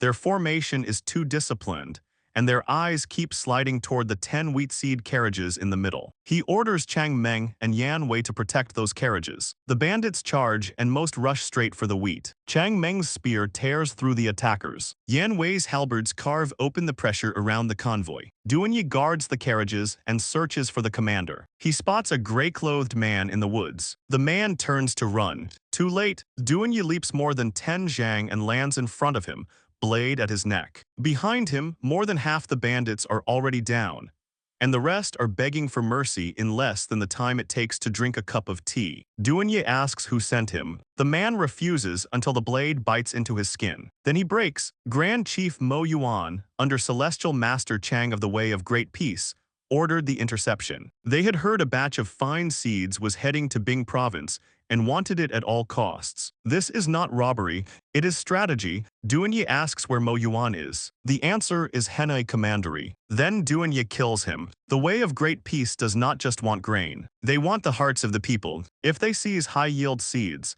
they can feed refugees, build devotion, and turn hunger into an army. For the rest of the journey, the convoy becomes even more cautious. No second attack comes. At the end of the 9th month, they reach the Bing province border safely. Zun Yan personally brings cavalry to meet them, and all 30 carriages are intact. The experimental fields in every commandery are ready. Wei Bu has recently won several more battles. The Way of Great Peace is moving more often. Duanyi, Chang Meng, and Yan Wei have arrived exactly when they are needed. A new mission begins. Far away in Luyang, I receive the secret report and finally breathe out. Bing province now has grain, soldiers, and generals. Now it needs the east wind. Cut to Julu in Jai province. Deep inside a Taoist temple, a middle-aged Taoist wearing a yellow turban slowly opens his eyes, a 9-section staff in his hand. 8 men kneel before him, all wearing yellow turbans. Chang Ju murmurs that the azure heaven is dead. Outside, autumn wind scatters fallen leaves across the ground. The storm is no longer coming someday. It is already learning where to blow.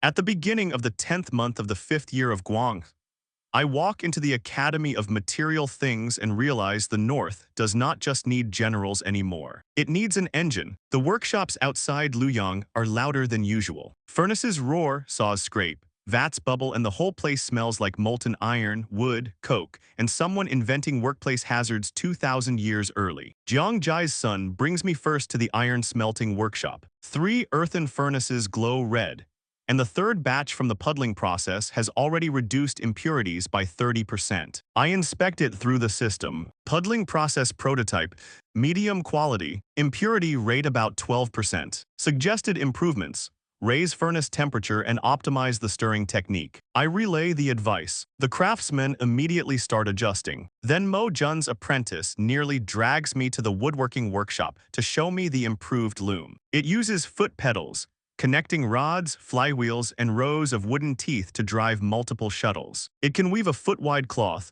10 times faster than hand weaving. Yesterday, it produced 3 zhang of cloth in 2 hours, and with practice, it can go faster. That is not just cloth. That is uniforms, trade goods, winter clothing, taxes, wages, and leverage. I ask whether it can be mass-produced. The answer is yes, as long as we have good carpenters who understand mechanisms. So I ask for the real count. Across all workshops, the Academy of Material Things has 153 full-time research craftsmen, 40 in iron smelting, 35 in woodworking, 28 in agricultural tools, 20 in water conservancy, and 30 miscellaneous crafts. 153 people. That is the core of my industrial future. I gather every research craftsman in the front courtyard and check the group through the system. All 153 can be enhanced. To raise them to +3 costs 7 points per person, for a total of 1071 points. My current balance is 2897. It is expensive. It is also exactly the kind of expense that multiplies everything else. Confirm, enhance everyone to +3. My balance drops to 1826. The wave spreads through the courtyard. Old craftsmen feel their eyesight clear and their hands steady. Young apprentices suddenly understand gear structures and drawings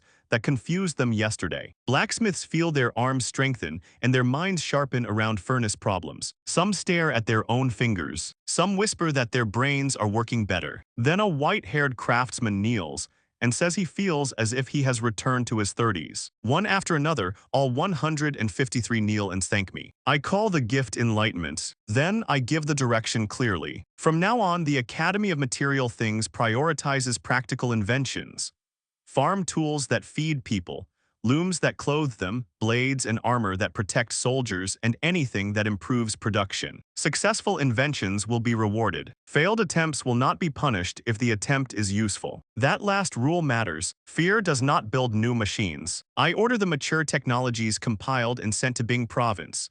The new loom, the improved curved shaft plow, the water wheel blueprints, and the cement formula. I also order 5 of the best apprentices from Jiangjai and Mo Jun's lines to go north next month.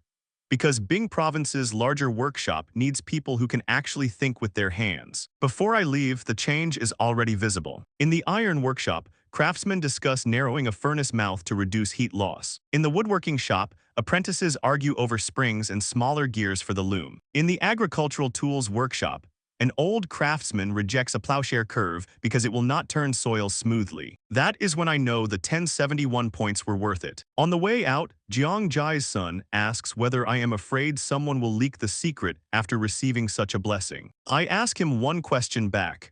After feeling reborn, who would betray the person who gave it? He understands. Later in the carriage, the system confirms what I suspected. After the mass enhancement, their loyalty generally rises above 80%, with several core members over 90. Technology is not just tools. It is loyalty, livelihood, weapons, roads, grain, and time. Bing Province has enhanced seeds. Now it will also have better plows, looms, water wheels, cement, steel, and trained minds to keep improving them. Every month brings the war closer. This month, I finally feel the machine starting to turn. On the 15th day of the 10th month, under a full moon, I summon Pei Zun to the secret chamber of Yuking Palace. He is already terrifying at +4. Intelligence 139, Politics 128.7, Loyalty 100%. But the way of great peace is about to shake 8 provinces. I need more than a strategist. I need a blade that can see through people, momentum, fear, greed, and timing all at once. The system shows the cost. From +4 to +9, 496 points. Current balance 1976. Confirm, Pei Zun's body trembles as the energy enters him. His breathing deepens, his eyes sharpen, and the mind behind them becomes something heavier. Calculations that once needed long thought now connect instantly. Human motives, political leverage, battlefield momentum, court factions. All of it seems to settle into place. After +9, Pei Zun reaches intelligence 224.2, politics 207.9, loyalty 100%. Cost 496 points. Remaining balance 1480. He kneels and thanks me for rebirth. This time, I believe he understands the word more clearly than anyone. Then I ask the 2 questions that matter. First, which great families are entangled with the way of great peace? Pei Zun answers immediately. The net reaches Jai Province, Zhongshan, Hejian, Yan Province, Shanyang, Yu Province, Yingchuan, Jing Province, and even Luoyang. Several families are secretly in contact with Grand Chief Mo Yuan, and some court relatives are deeply involved. The scale is worse than I hoped. Second, when the way of great peace rises, can we make them harm common people less, and instead turn toward the fortified villages, estates, and mansions of those corrupt great families? Pei Zun understands at once. Use a borrowed knife. Drive one threat into another. It is ruthless. It is also possible. His plan has 3 parts. First, Shadow must infiltrate deeper into the way of great peace, because the current 37 grassroots informants are not enough. We need 3 to 5 people close to the leadership or trusted advisors. Second, Shadow must gather ironclad evidence of the great family's crimes. Seized land, private punishment halls, deaths, and collusion. Third, public opinion must be shaped through rhymes and stories in taverns, tea houses, and fields. So when the uprising begins, anger already knows where to point. No flourish, no mercy in the wording. This is how you redirect a disaster. I ask how long it takes to plant 5 people near the core. Pei Zun says at least half a year. They need money, identities, connections, convincing talismans or water recipes, and if possible, enhancement. The system reports Shadow has 892 total personnel. 256 are +3, 689 are +1, no one remains unenhanced, and 47 captain-level cadres are +3. Individuals with loyalty above 95% can receive secondary enhancement. So I approve the operation. Pei Zun will choose 5 astute, loyal core members, strengthen them, and push at least 3 into the attention of Way of Great Peace leaders before next spring. Shadow will collect evidence against the named families. Four Seas Trading Company and Drunken Immortal Tower will spread the stories. Pei Zun bows. Before leaving, he says that if this plan succeeds,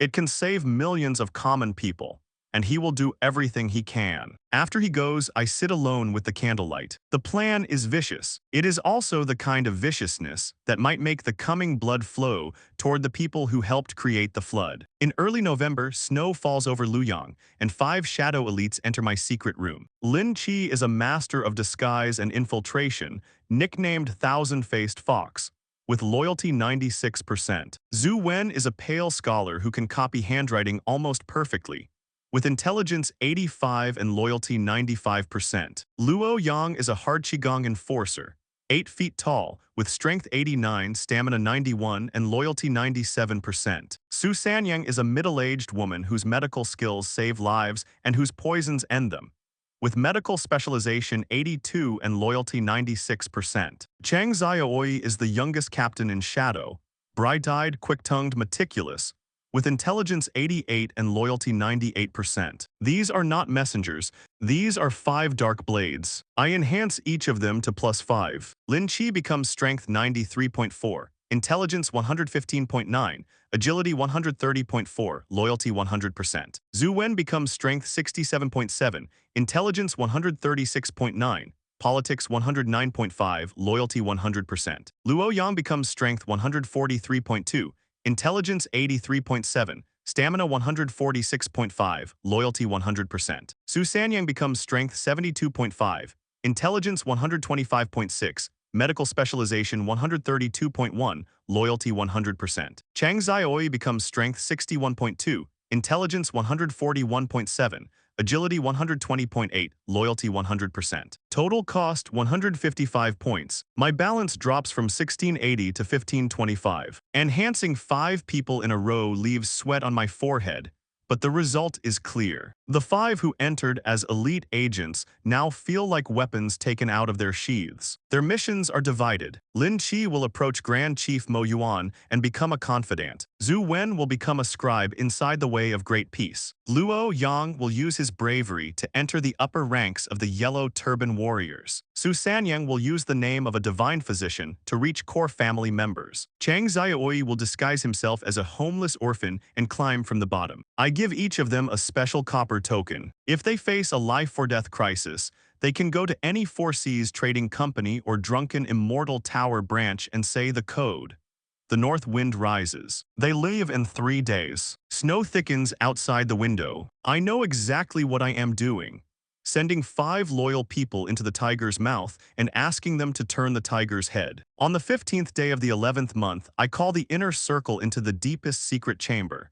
Chen Yue, Pei Zun, Gao Xiu, Meng Shun, and Guo Yang. Zhao Hong's health is worsening by the day. I am crown prince, but a title without soldiers is decoration. If the palace changes hands, a seal will not save me. So I ask the question directly. Who controls the Imperial Guard? The room goes still. Gao Xiuo explains the structure. The Northern Army's 5 camps guard the capital and sit outside direct palace jurisdiction. Inside, the Tiger Guards and Feathered Forest Guards are Zhao Hong's personal troops, responsible for palace gates and patrols, totaling 3,000 men. The Tiger Guards are led by a Runin Yuan Scion, boastful, greedy, and dangerous. The Feathered Forest post is vacant after Du Zhang's man was dismissed for embezzlement. Then come the palace gates and inner sentries, under the commander of the palace guard. The commander is ill at home, so the office is effectively handled by Vice Commander Chen Yun, upright, rigid, hostile to eunuchs, and useful only if handled carefully. The 8 palace gates are split between factions. 3 are held by eunuch-aligned commanders. 2 belong to Du Zhang's side. 2 are neutral officers from humble backgrounds. 1 belongs to the Yuan faction. My own people are 2 low-ranked, mostly ordinary soldiers,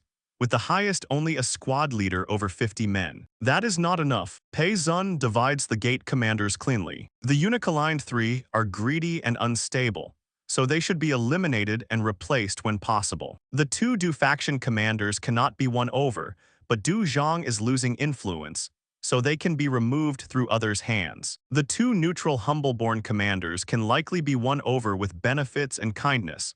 Pei Zun gives it a 70% chance. The Yuan faction commander should not be touched yet, or the enemy will be alerted. Guo Yang asks the practical question. These are 5th-rank military officials. How do we actually move them? We start from the bottom. Chen Yue will contact capable low-level officers through old Imperial Guard connections and martial sparring circles, learning their families, needs, and loyalties. Gao Shuo will investigate the gate commanders, their leverage, habits, relatives, and weaknesses, especially the 2 neutral commanders. Pei Zun will design the win-over, division, and borrowed knife plan. Meng Shun will prepare troops outside the palace. Guo Yang will handle the civil recommendation side when vacancies appear. Pei Zun says the gate plan needs at least 3 months to show results. 3 months is enough. Meng Shun reports his current force. 1,000 veterans from my original 3,000 personal guards remain in Luoyang, and 2,000 new recruits have trained for 3 months. They need another 2 months before they are battle-ready. I order him to prepare for palace support at any time. If something happens, I want him able to control at least 2 palace gates within half an hour. The 1,000 veterans are the backbone. The recruits get whatever money, grain, and equipment they need. Then I set the target. Before next spring, I want at least 4 of the 9 major palace gates in my hands. No one in the room mistakes this for ambition theater. This is survival. After the meeting, Chen Yue and Pei Zun leave together. Chen Yue asks whether I am too hasty for a 5-year-old. Pei Zun says extraordinary times need extraordinary people, and their job is to follow. Back in the chamber, I sit alone and think of history. Why was the original crown prince so easy to depose? Because he had no troops. I will not repeat that endings. I need the Imperial Guard, enough force to stabilize Luoyang when the yellow turbans rise, and enough leverage to remove the people who would use chaos against me. Zhao Zai, Du Zhang, and the eunuch powers who may become future threats. Kindness alone cannot hold a collapsing empire together. Sometimes people only listen when your hand is already on the sword. In early December, another letter arrives. This one is from Han Zhang in Yu Province. He has gained a firm foothold there. With his martial skill, my funds, and my provisions, he has gathered 800 elite soldiers, all veteran border troops. Governor Zhao Yu appreciates him and has placed him in charge of Yuyang Commandery's defenses. But Yu Province is restless. The Way of Great Peace is especially active around Zhuo Commandery and Guangyang, gathering nearly half the displaced refugees. Some local great families are secretly funding them. Border tribes have also begun stirring, with 3 small raids since winter began. Han Zhang asks whether he may develop industries in Yu Province by opening trade branches to make money and gather intelligence. I set the letter down and think for a long time. Bing Province is already the base of the future, but Yu Province sits on the frontier,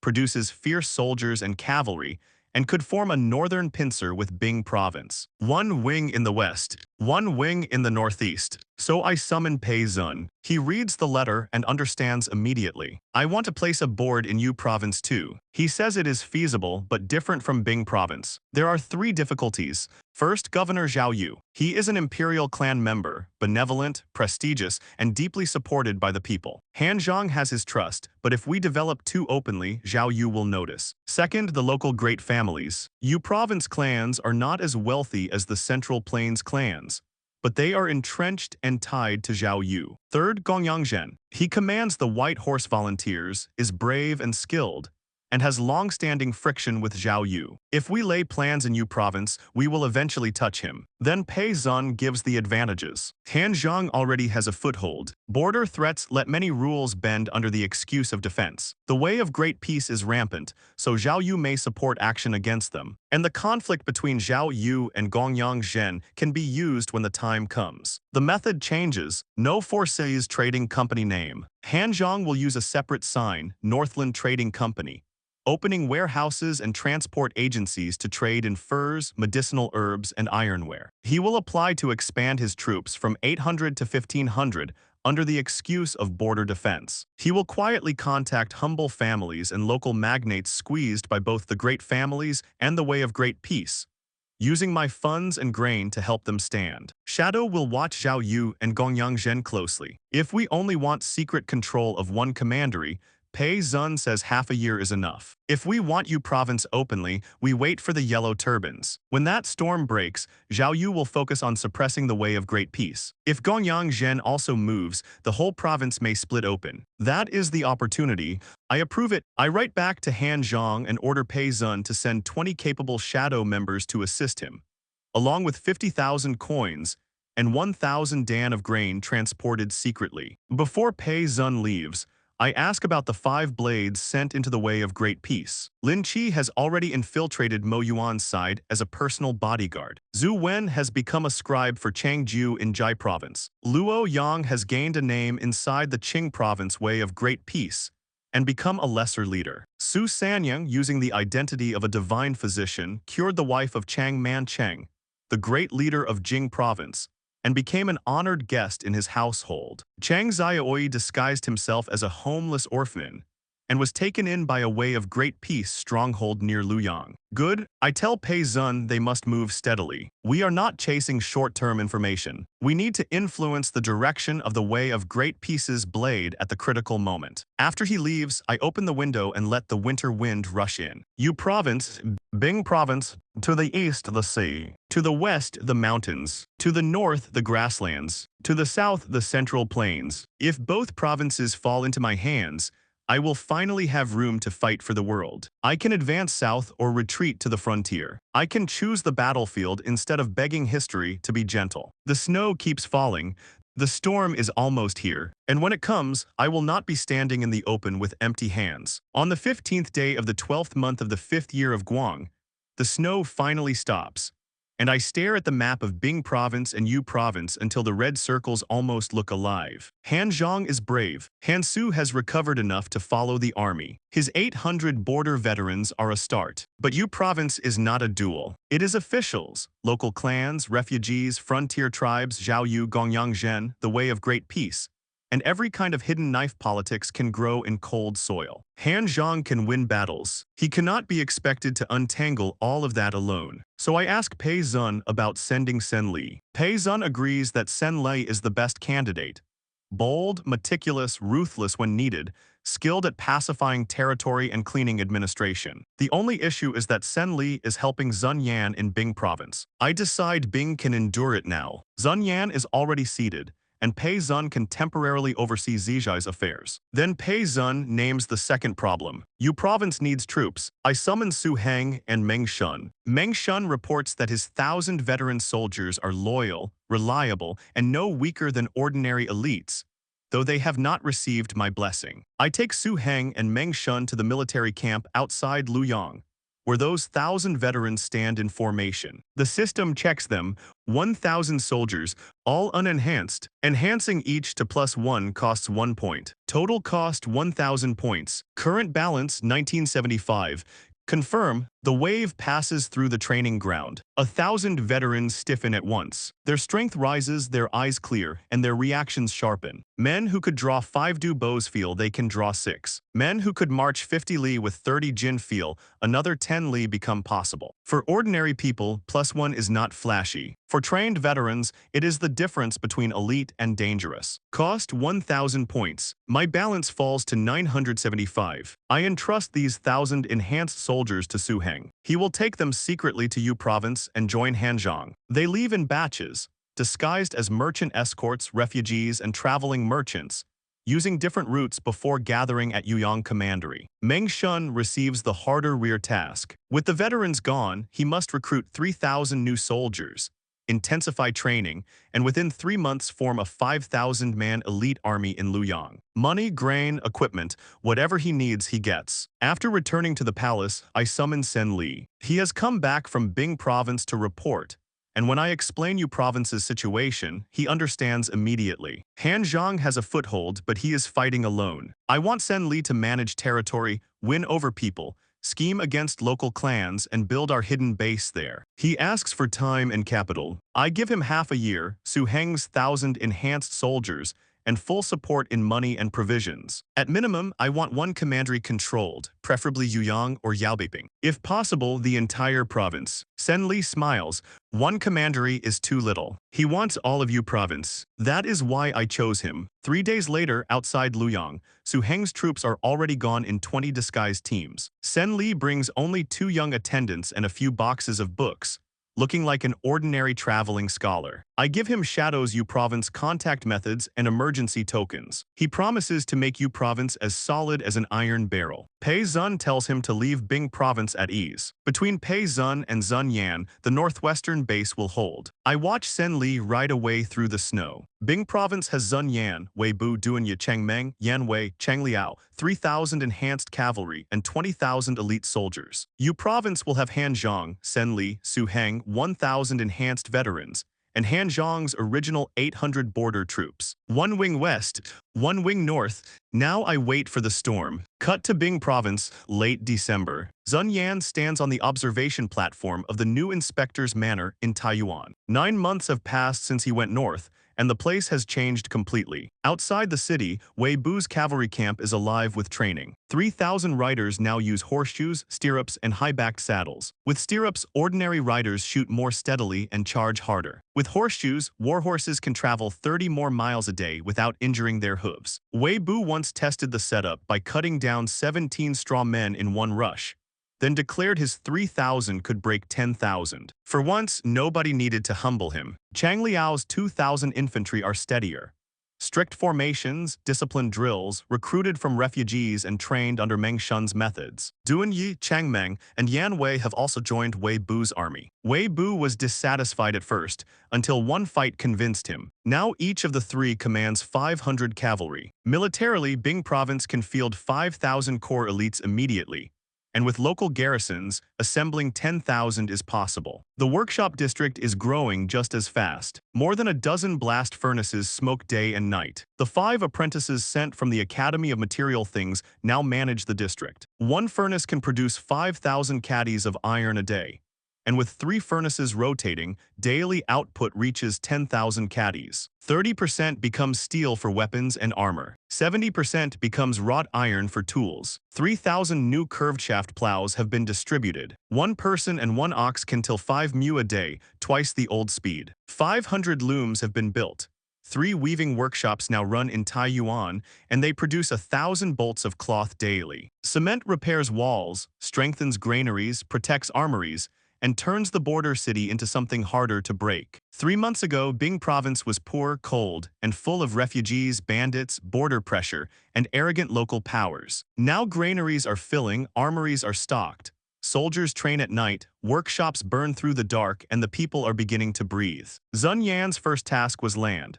Reclaim official fields and wastelands seized by powerful families, then distribute enhanced seeds 1 du per household. His second task was administration. With Sen Li, he punished 7 corrupt officials and 3 powerful families tied to Duzhong. His third task was the army. Wei Bu's cavalry and Chang Liao's infantry, paid on time, fed properly, and drilled until orders became instinct. The 9 commanderies are not yet a single iron wall, but they now obey. Then Wei Bu arrives with a scout report. Around Yuzhong Commandery, about 300 frontier riders have appeared near the border, likely testing Bing Province's depth. Wei Bu wants to hit them hard. Zun Yan allows it but sets the line clearly.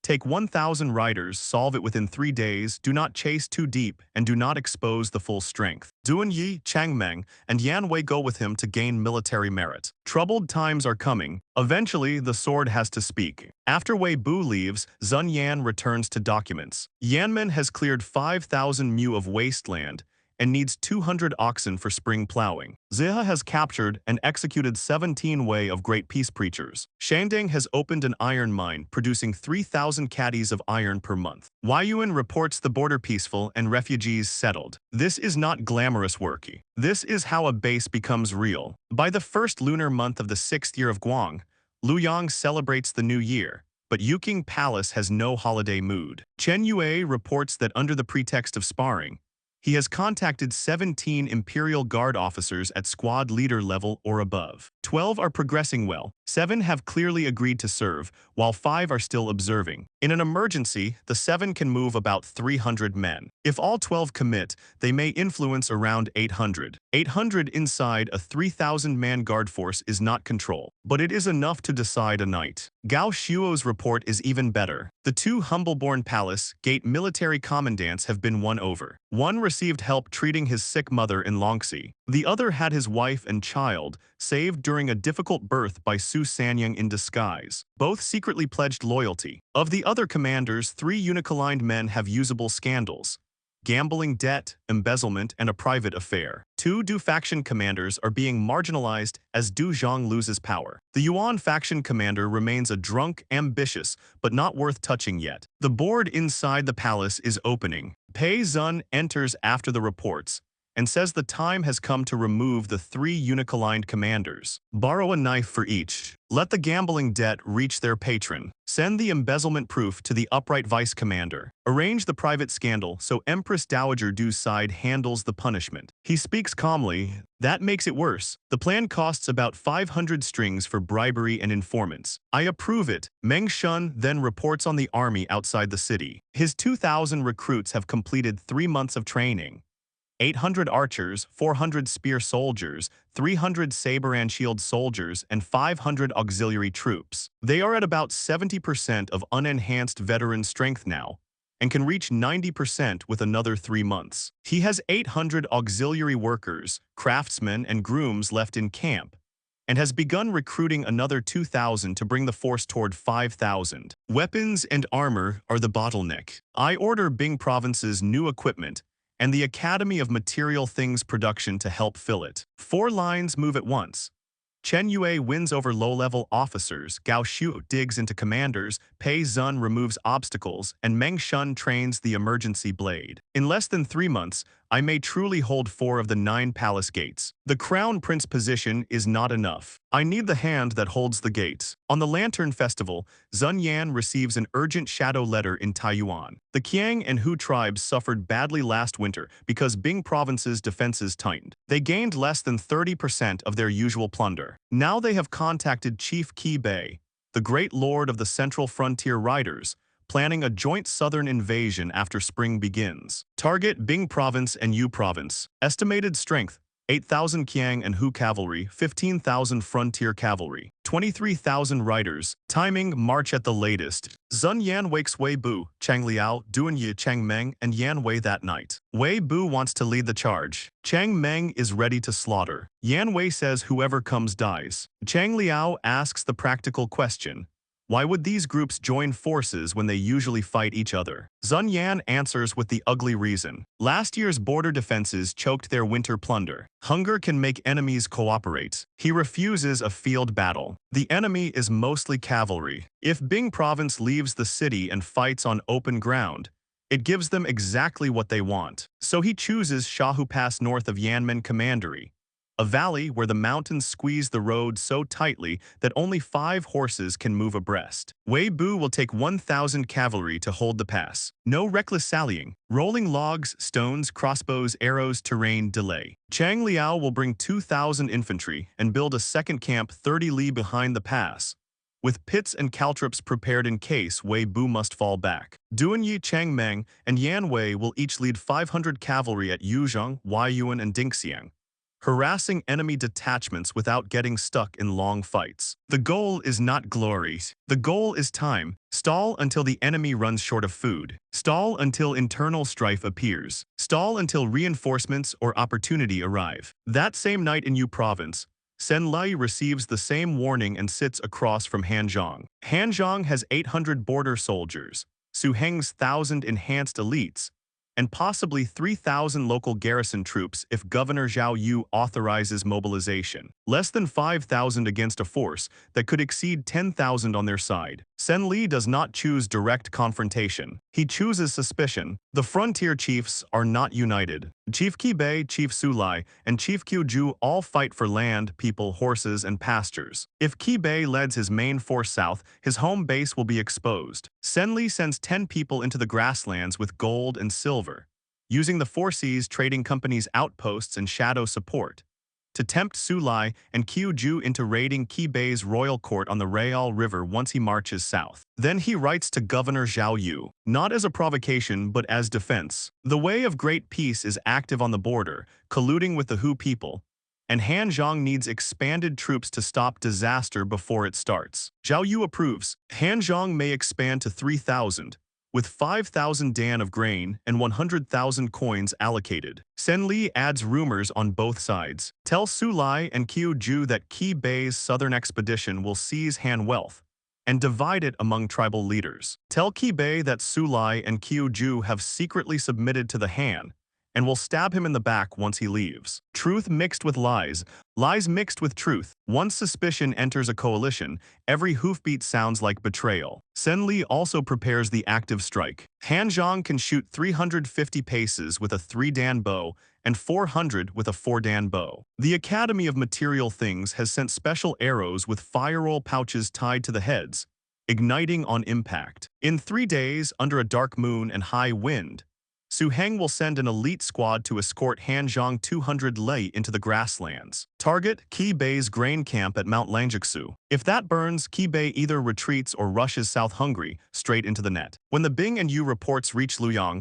I hand them to Pei Zun. His judgment is clear. Zun Yan is steady, defend key passes and stall. Sen Li is ruthless, drive the enemy chiefs against one another and attack their food. Both plans seize initiative, but our troop strength is still thin. Bing Province has 5,000 core troops. Yu Province can scrape together about 5,000, including Su Heng's 1,000. Against 23,000 cavalry we can defend, but attacking is difficult. Then Pei Zun reminds me of the 5 blades inside the Way of Great Peace. The invading coalition must pass through border commanderies, where the Way of Great Peace has strongholds. If their followers happen to learn that frontier riders are moving south to seize the Way of Great Peace's hidden grain, wealth, and armories, they will not sit quietly. Lin Qi is now near Moyuan. Zhu Wen is near Changju. The right rumor in the right hands can make the Way of Great Peace rush to defend its own stores. That means the frontier riders fight the Han army, the Way of Great Peace fights the frontier riders,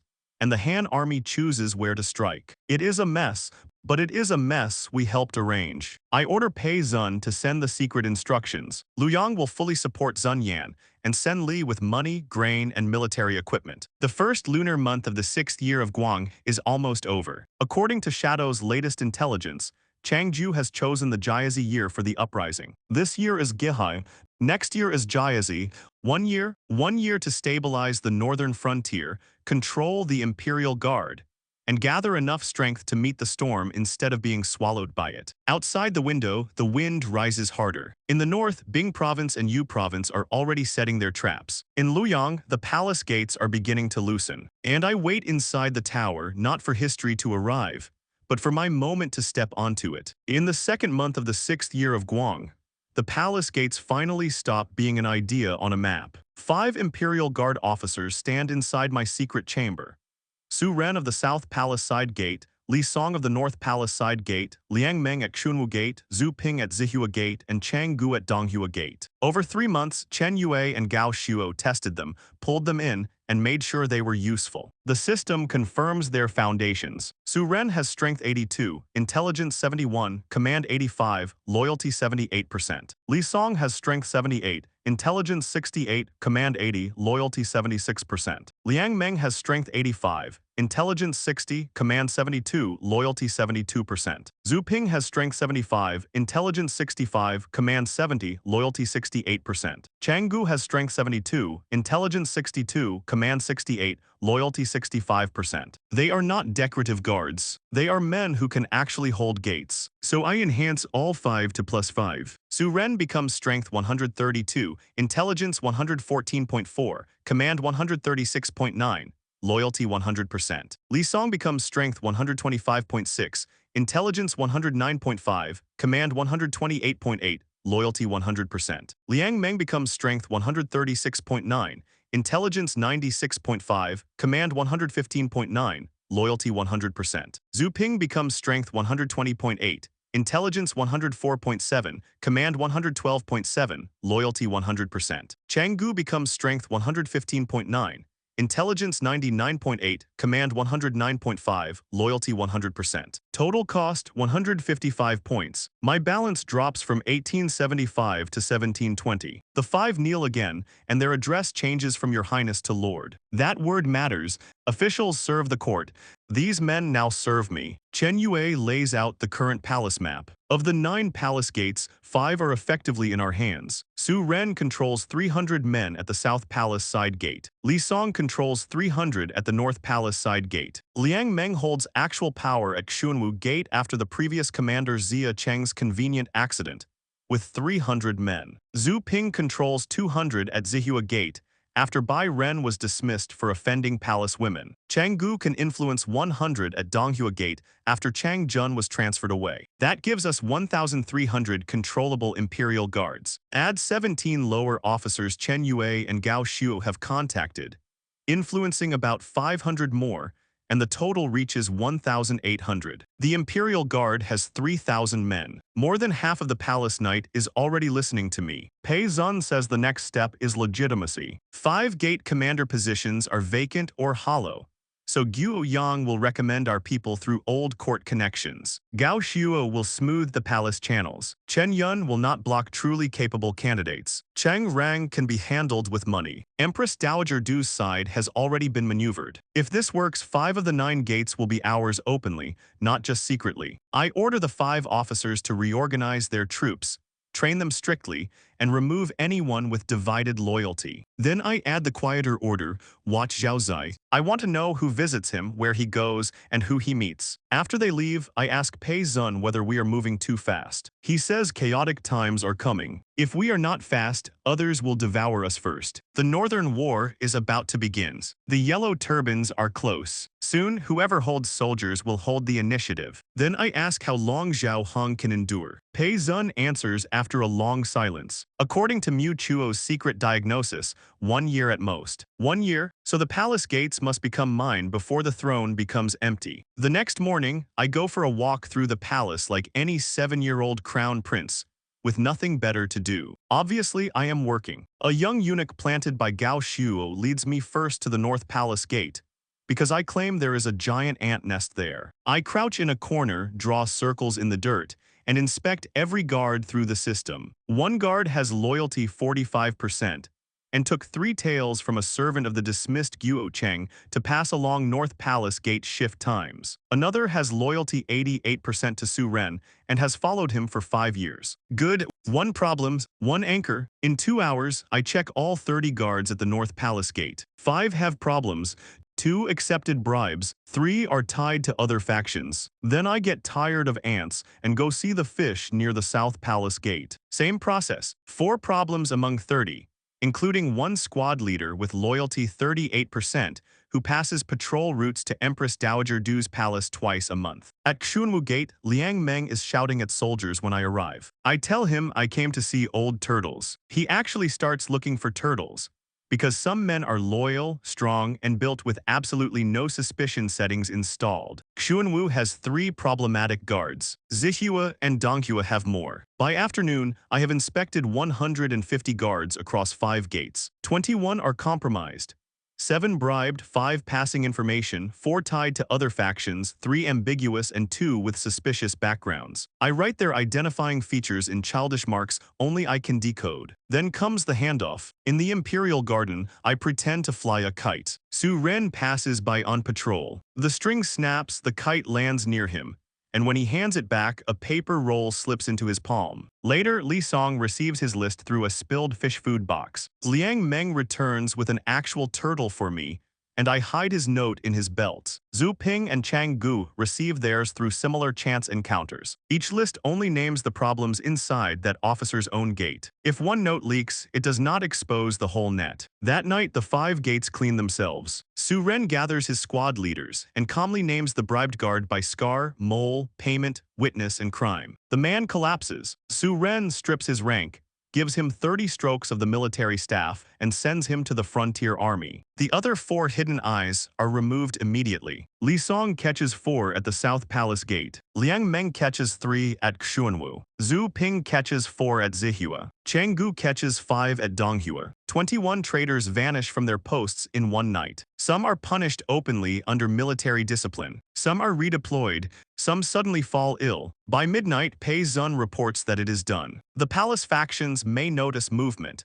but they will read it as normal reorganization under new commanders. This is only the first layer. The deeper nails will take longer, but the obvious eyes and ears are gone. From this night forward, half the imperial palace belongs to me in practice. Now I just have to turn half into all before the storm arrives. In March, that storm starts showing its teeth at Shahu Pass. At dawn, Wei Bu sits on red hair at the northern mouth of the valley. Behind him are 1,000 cavalry, silent, equipped with horseshoes, stirrups, and high-backed saddles. Ahead, through the mist, 3,000 frontier riders appear like a black tide. Their leader is Tu Wu, called Mountain-Breaking Wolf, 9 feet tall with a wolf skin cloak and a huge iron mace. Wei Bu raises his halberd and gives the order. He will take 300 riders and break the formation first. The rest follow the tip of his weapon. Do not stop, do not scatter. The 2 cavalry lines close. 500 paces, 300, 100. At 30 paces, Wei Bu roars his name so loudly that the front horses of the enemy line rear in panic. Tu Wu swings the iron mace down at his head. Wei Bu meets it with the halberd. The clash splits Tu Wu's grip. The mace flies out of his hands and smashes into his own riders. Before he can recover, Wei Bu's second strike pierces his chest and lifts the 9-foot giant into the air. Then he throws the corpse back into the enemy formation. The vanguard breaks at the first breaths. Wei Bu charges in. His halberd carves through men, horses, spears, and shields. Red hair cuts through the chaos like a red streak. 30 frontier elites try to surround him near the Wolfhead banner. In a dozen breaths, they are corpses. Then the banner falls. That is when the ambush hits. From the left slope, Chang Meng leads 500 cavalry down into the flank. From the right, Yan Wei crashes in with twin halberds. Wei Bu turns and charges back from the front. The 3,000 vanguard riders are trapped between 3 blades. The slaughter lasts half an hour. By sunrise, fewer than 500 escape. 2,500 remain on the field. Our losses are under 30 dead and about 100 wounded. Wei Bu orders the battlefield stripped and the enemy corpses piled into a jingyuan. Then Zun Yan's messenger arrives. The frontier main force has reached Mount Yin, 5 days from Shahu Pass, and the Qiang and Hu cavalry are also moving toward Bing province. Zun Yan's order is absolute. Guard Shahu Pass and do not leave the valley to pursue. Wei Bu accepts it. Mostly, he says there can be offense inside defense.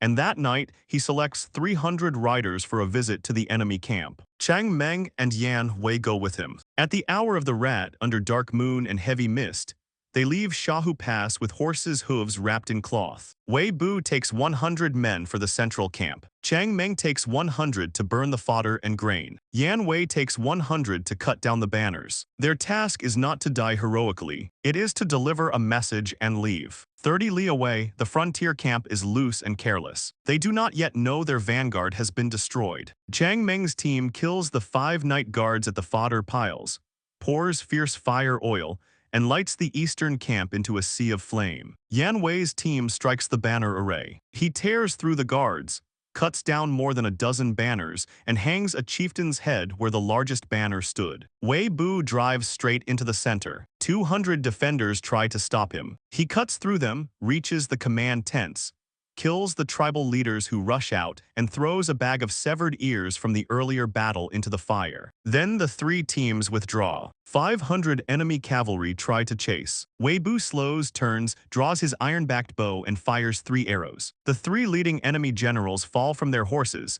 each shot through the throat. The pursuit dies right there. By the hour of the tiger, all 300 riders return to Shahu Pass. Their casualties are 0 dead, 0 heavily wounded, and one light injury because a soldier fell when his horse stumbled and scraped his skin. That is the kind of casualty report commanders dream about and historians side-eye. The night raid kills about 500 enemies, burns 30% of the camp's grain and fodder, drops every banner, kills 4 of the dozen tribal leaders, and adds fresh terror to the Jinggyuan outside Shahu Pass. When Sun Yan hears it, he praises Wei Bu as a roaring tiger, then immediately writes back telling him not to get arrogant. The main force is still present. Hold firm, wait for supplies to run thin and internal chaos to appear. 30 li away, the enemy camp sinks into fear. They have lost their vanguard, their food, their banners, and their confidence. Some begin asking whether Wei Bu is even human. Bing Province's defense line holds. The first blow belongs to us. Cut to Yu Province mid-March. At White Wolf Mountain north of Yuyang Commandery, Han Zhang stands on the wall and looks down at 12,000 cavalry personally led by Chief Qi Bei. The fortress is built against the mountain, with 20-foot cement-reinforced walls, arrow towers, and bunkers. Inside are only 3,000 defenders.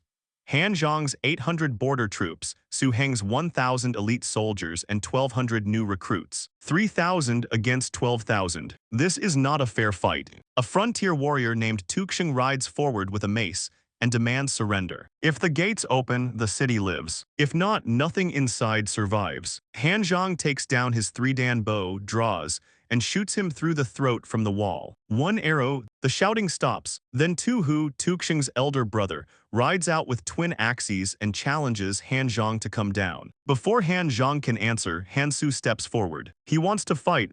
Han Zhang hesitates. His son has recovered, trained for nearly a year, and his potential was fully opened by my +9 enhancement. His comprehensive martial power has reached 178, even higher in theory than Wei Bu's 162. But numbers are not blood. A battlefield does not care about theory. Sen Li says the young eagle must eventually fly. Han Zhang agrees but keeps his bow ready. Han Su rides out alone in silver armor, white robe, and bright silver spear. The enemy laughs because he looks too young, too clean, too easy to break. Tu Hu charges with twin axes. Han Su is nervous for one breath. Then he remembers his father's teaching. Steady heart, sharp eyes, fast hands. He thrusts once. The spear pierces Tu Hu's throat before the axes fall. The field goes silent. Han Zhang shouts, "Who else?" Another enemy general comes with a spear. Han Su dodges, sweeps him from the saddle, and leaves him coughing blood on the ground. Then more come, saber, twin hammers, iron whip. Han Su kills them one by one, simpler each time, because his speed, strength, and reaction overwhelm them completely. By the 7th kill, the greenness begins to leave him. By the 12th, the enemy formation has gone quiet. Then Tu Quang rides out, the #1 warrior under Qi Bei, called Mountain Shattering Bear. He is 9 feet tall, carrying a massive mace, and the pressure around him finally makes Han Su tighten his grip. Tu Quang charges. Han Su does not meet the mace head-on. He dodges, circles, and tests him. The mace smashes a crater into the ground, but Tu Quang is slow. Han Su cuts wounds into him, one after another, until the giant is bleeding and panting. After 10 moves, Han Su ends it. His spear flashes silver and pierces through Tu Quang's throat. 13 generals dead in a row, including Qi Bei's strongest warrior. Han Su levels his spear toward the enemy camp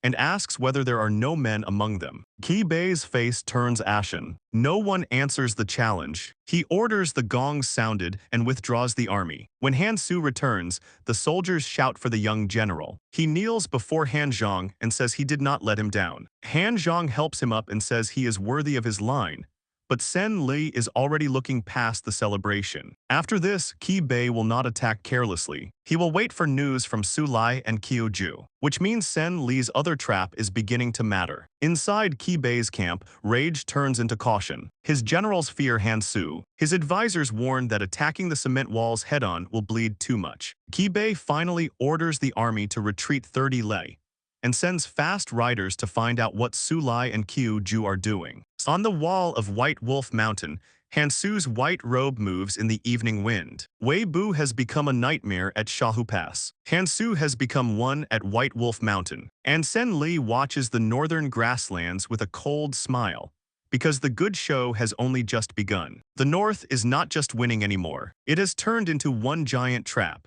and I am sitting in Yuking Palace watching warlords walk into it like the door has a welcome mat. 3 reports land on my desk in early April. Zun Yan reports from Bing province that Wei Bu has smashed the Xianbei vanguard, burned their supplies, and pinned Qi Bei outside Shahu Pass. The Qiang and Hu cavalry have reached Hexi, but they are watching instead of charging in. Sen Li reports from Yu province that Han Su killed 13 Xianbei generals, forcing Qi Bei to retreat 30 li. His rumors have already reached Su Lai and Qiuju. Pei Zun summarizes Shadow's report. Lin Qi has convinced Mo Yuan that the Xianbei want to seize the Way of Great Peace's border trading posts. Zhu Wen says Chang Ju now suspects the Xianbei are colluding with the government. Luo Yang, Su Sanyang, and Chang Xiaoi all report the same thing in different regions.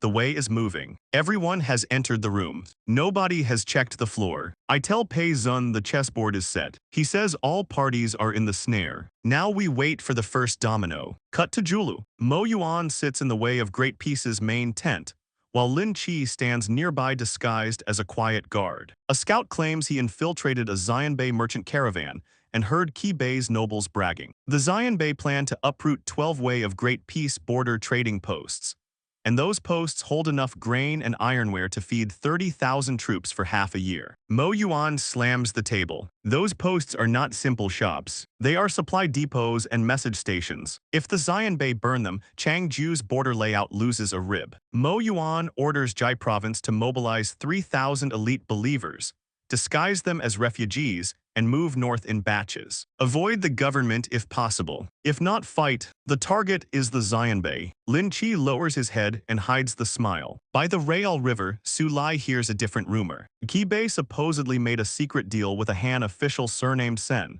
Take 3 commanderies in Yu province, and Qi Bei's tribe gets exclusive trade rights for tea, salt, iron, and silk. Exclusively, you could hear the friendship leaving the tent. Then Su Lai hears Qi Bei also plans to keep 70% of the captured Han women and craftsmen, leaving only 30% for the other tribes. That does it. Su Lai summons the chieftains and decides to help watch Qi Bei's home while Qi Bei is south. Qiuju gets his own bait. He hears Qi Bei promise the Han he would return the pastures at the southern foot of Yanshan, land the Wuhuan have grazed for generations, in exchange for support unifying the Xianbei. The Wuhuan elders explode, and Qiuju also marches toward Qi Bei's home base. At Shahu Pass, Wei Bu sees the Xianbei cooking smoke has dropped by 30% compared with 3 days ago. Then Chang Meng reports arguing inside the Xianbei camp. Wei Bu orders extra rations for the soldiers that night. The net is closing. At White Wolf Mountain, Sen Li receives the full shape of the trap. Su Lai has led 8,000 cavalry to 30 lane north of the Rayal River. Qiuju is approaching from the east with 5,000 Wuhuan cavalry. Qi Bei left fewer than 3,000 defenders at home,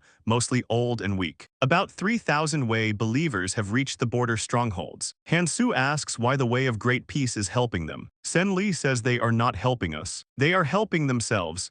The result just happens to be useful. Qi Bei has one move left. If he divides his forces, his southern campaign dies. If he does not, his home burns. Sen Li predicts he will gamble and attack the weakest-looking point, White Wolf Mountain, with its new city, 3,000 recruits and 1,000 reinforcements. In Luoyang, Pei Zun reaches the same answer. Qi Bei will attack within 3 days. Han Zhang, Sen Li, Su Heng, and Han Su can hold the city, and Wei Bu has already sent 2,000 troops north by a detour to hit Qi Bei's rear. If this succeeds, the frontier buys at least 10 years of peace. 10 years? For a normal child, that is most of childhood. For me, that is enough time to rebuild strength before the Central Plains catches fire. Then the harvest begins. At Blackstone Stockade, Mo Yuan stands on the wall with Lin Qi behind him. A scout reports at least 5,000 riders coming, led by Tu Lang, one of Qi Bei's major generals. They are less than 20 li away. The 3,000 Wei believers panic. Mo Yuan shouts them back into courage with the great teacher of virtue's blessing and the old slogan,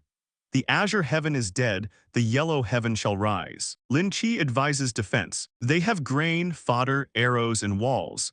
They can hold 10 days or half a month. Tu Lang arrives half an hour later and demands grain and ironware in exchange for their lives. Mo Yuan answers with arrows. The Wei may be a rebel sect, but their bows and crossbows are real military equipment. Tu Lang's cavalry dismount, carry crude ladders and rush the walls. Arrows fall, stones crash down, boiling oil pours over the ladders. For 1 hour, the way holds. They kill or wound 700 to 800 Xianbei soldiers, while losing barely over 100 of their own. Then Lin Chi signals shadow agents inside the stockade. They tamper with the gate bolts. The gate breaks. Tu Lang's men surge in. Mo Yuan personally leads people to block the gap.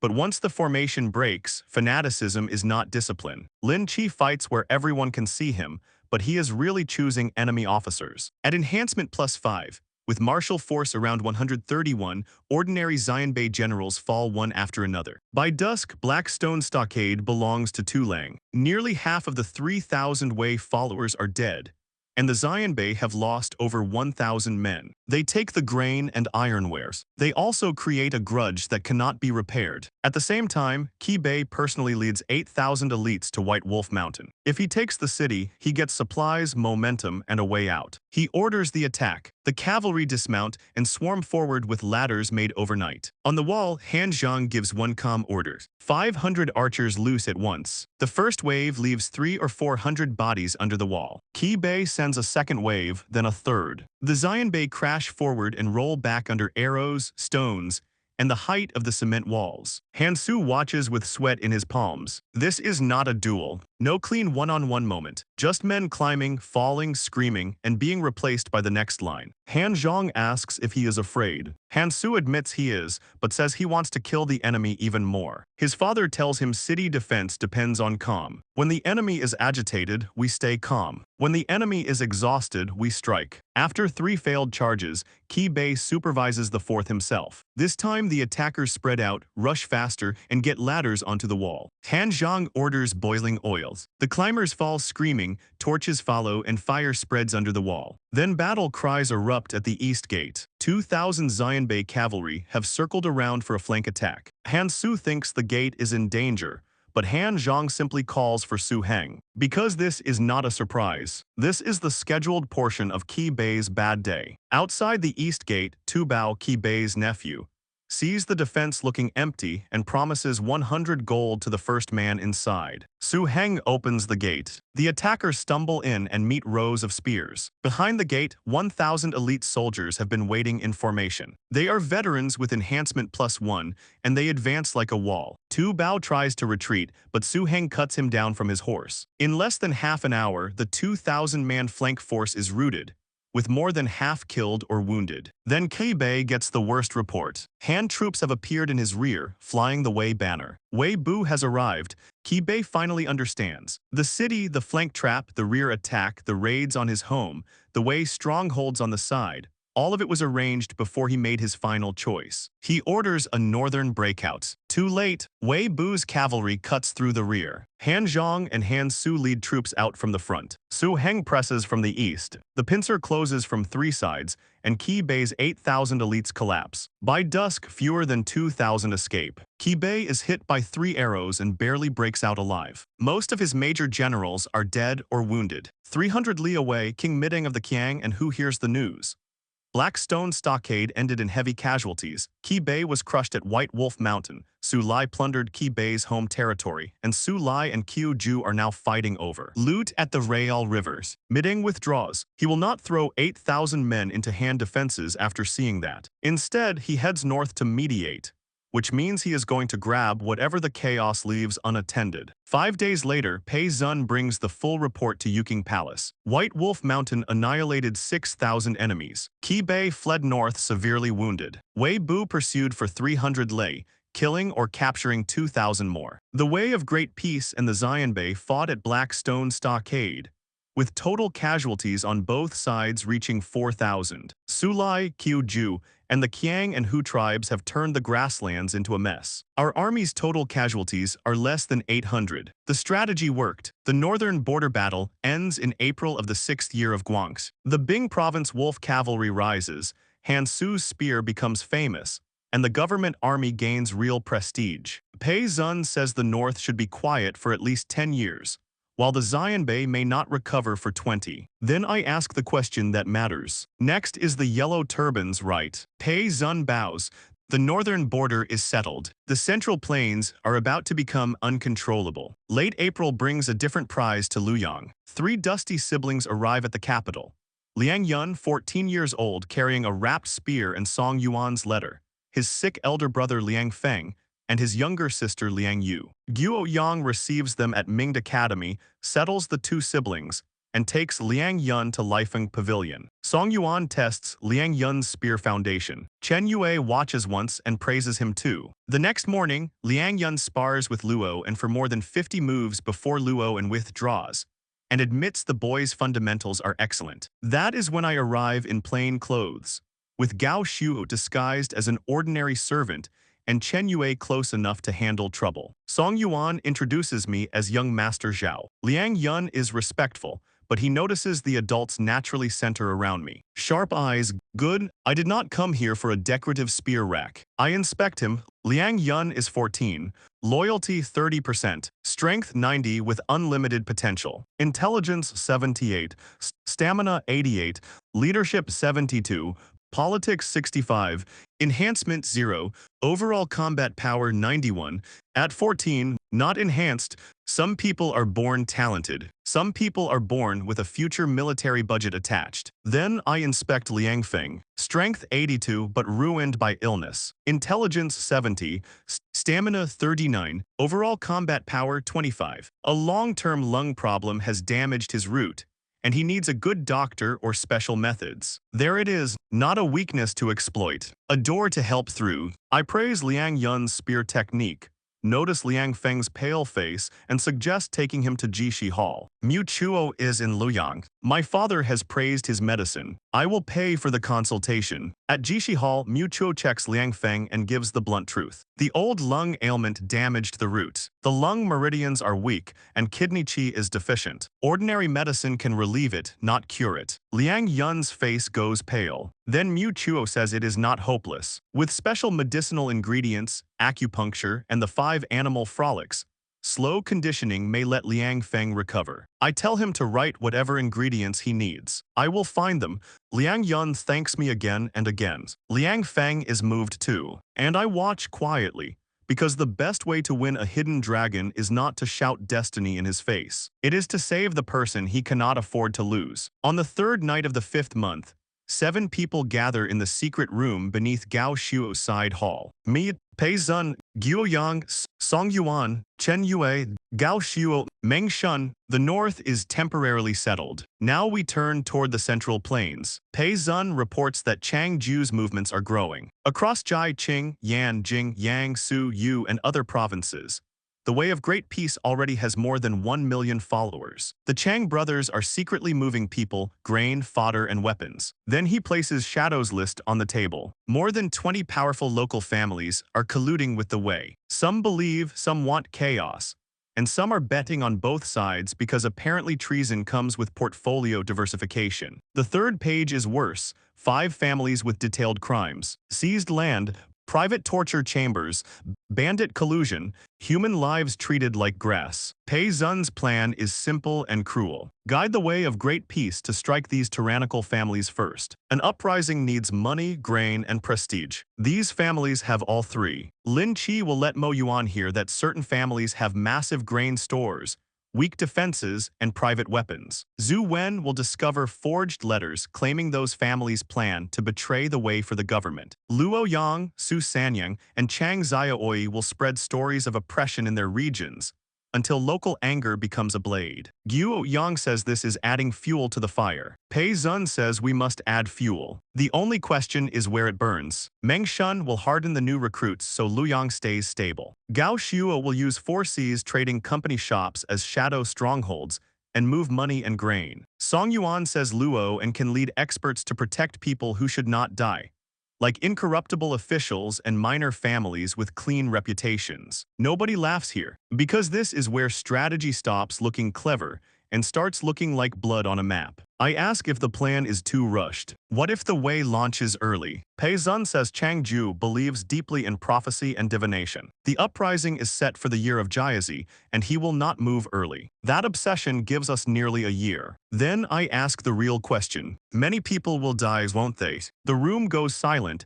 Pei Zun says yes. The private guards and housemen of those tyrannical families will fight. The Wei's people will fight. But Shadow will warn ordinary commoners where possible, so tenant farmers, servants, and laborers can avoid the killing. Guo Yang sighs. Pei Zun says the world is already terminally ill, and without strong medicine, it cannot be cured. I sit with that for a while. I am 7. In another life, that should mean being useless in a socially acceptable way. Instead, I am underground deciding how to guide an empire's coming fire so fewer innocent people burn, and the worst people burn first. There is no clean version of this, so I approve the plan with 3 conditions. First, the shadow agents must survive. Chen Yue will arrange extraction. Second, avoid harming innocent commoners. The tyrannical families can die, but tenant farmers, maidservants, and laborers are not the target. We want land and hearts, not ash. Third, only the 7 of us know the full plan. If it succeeds, the credit belongs to the court,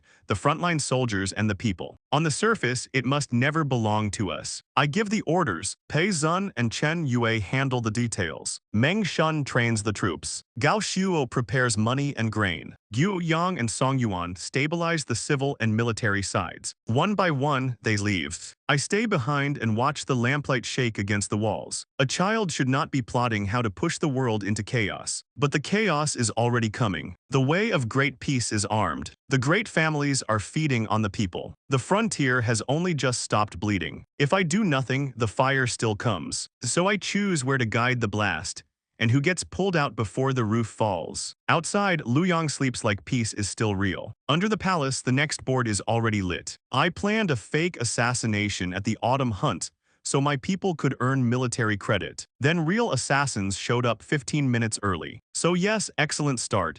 Very normal childhood activity. Most 7-year-olds lose teeth. I am out here losing control of staged political violence. Before that disaster, the 5th day of the 5th month begins quietly at Lifeng Pavilion. Liang Yun rises early to practice his spear, and his mind is finally calmer because Liang Feng's medicine from Mu Chuo is working. His brother coughs less, his color is better, the favor I planted is already growing roots. Luo and watches him train, praises his foundation, then quietly tells him the truth. The young Master Zhao, who paid for his brother's treatment, is actually the current crown prince. Liang Yun nearly drops his spear. He remembers my concern for Liang Feng, the doctor, the medicine money, the way Song Yuan and Chen Yue treated me. Then he grips the spear shaft and makes a silent resolution. Good, I do not need a dramatic oath in the courtyard. I need the kind of loyalty that starts when a person realizes you saved what mattered to him. At the same time, I am in Yuking Palace staring at the Luyang garrison reports and realizing we have a problem with teeth. We control 5 palace gates, which sounds nice until you count everything else. The southern and northern palace guards under the commander of the palace guard have 2,500 men. The Tiger Guards and Yulin Guards under the minister of the imperial household have over 2,000. The 5 regiments of the Northern Army have 3,500 across the elite cavalry, resurgent cavalry, infantry, changshui, and elite archers. Then there are 12 city gates, the tiki, the halberdiers, patrols, retainers, and every little armed corner of Luyang. Added together, that is over 10,000 troops. My side has 5,000 new recruits, Chen Yue's shadow network, and 1,800 men at the 5 gates. The math is rude. Pei Zun agrees. Most commanders belong to Shen Jin, the 10 attendants, or nobody but themselves. Replacing them openly would shake the whole city. Winning them cleanly would take forever. So Pei Zun gives me the ugly middle path.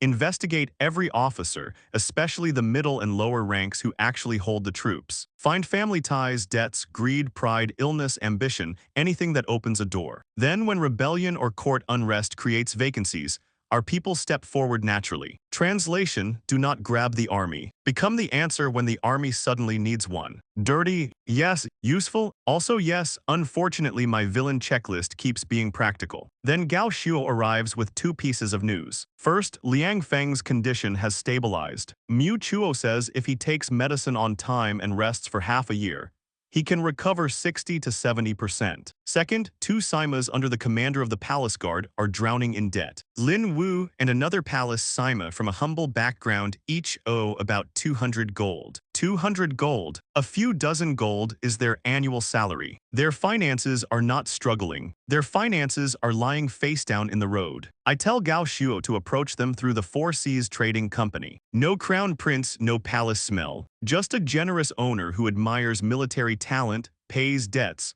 and offers a harmless consultant stipend. If they take the money, we have a thread. 2 days later, in the same secret room, Chen Yue brings the wider map. Among the 5 colonels of the Northern Army, 3 line toward Shenzhen.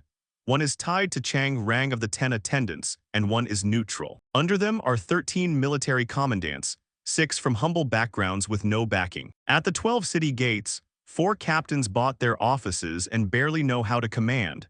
So the real control sits with the gate Simas beneath them. 5 of those are veteran soldiers from ordinary families. The Tiki and halberdiers are harder. Too many sons of great families. Too much pedigree. Too much my uncle exists energy. Gao Shuo reports the first debt targets have taken the money and agreed to pass along harmless guard movements for 20 gold a month. It is not loyalty yet. It is a receipt with legs. Chen Yue says bribing them is not enough. We need a way to push our people into actual posts. Pei Zun points at the autumn hunt. In 2 months, the emperor will hunt at Mount Mang. The northern army and palace guards will send elites as escort. If an assassin attacks and certain people bravely protect the sovereign, promotions become reasonable. If a wild beast accidentally startles the platform and other people repel it, more credit appears. Chen Yue frowns at arranging assassins near the emperor. Pei Zun says they do not need real assassins. Shadow men can play the parts. The beasts can be drugged and rooted exactly where we need them. This is the point where a normal advisor would say,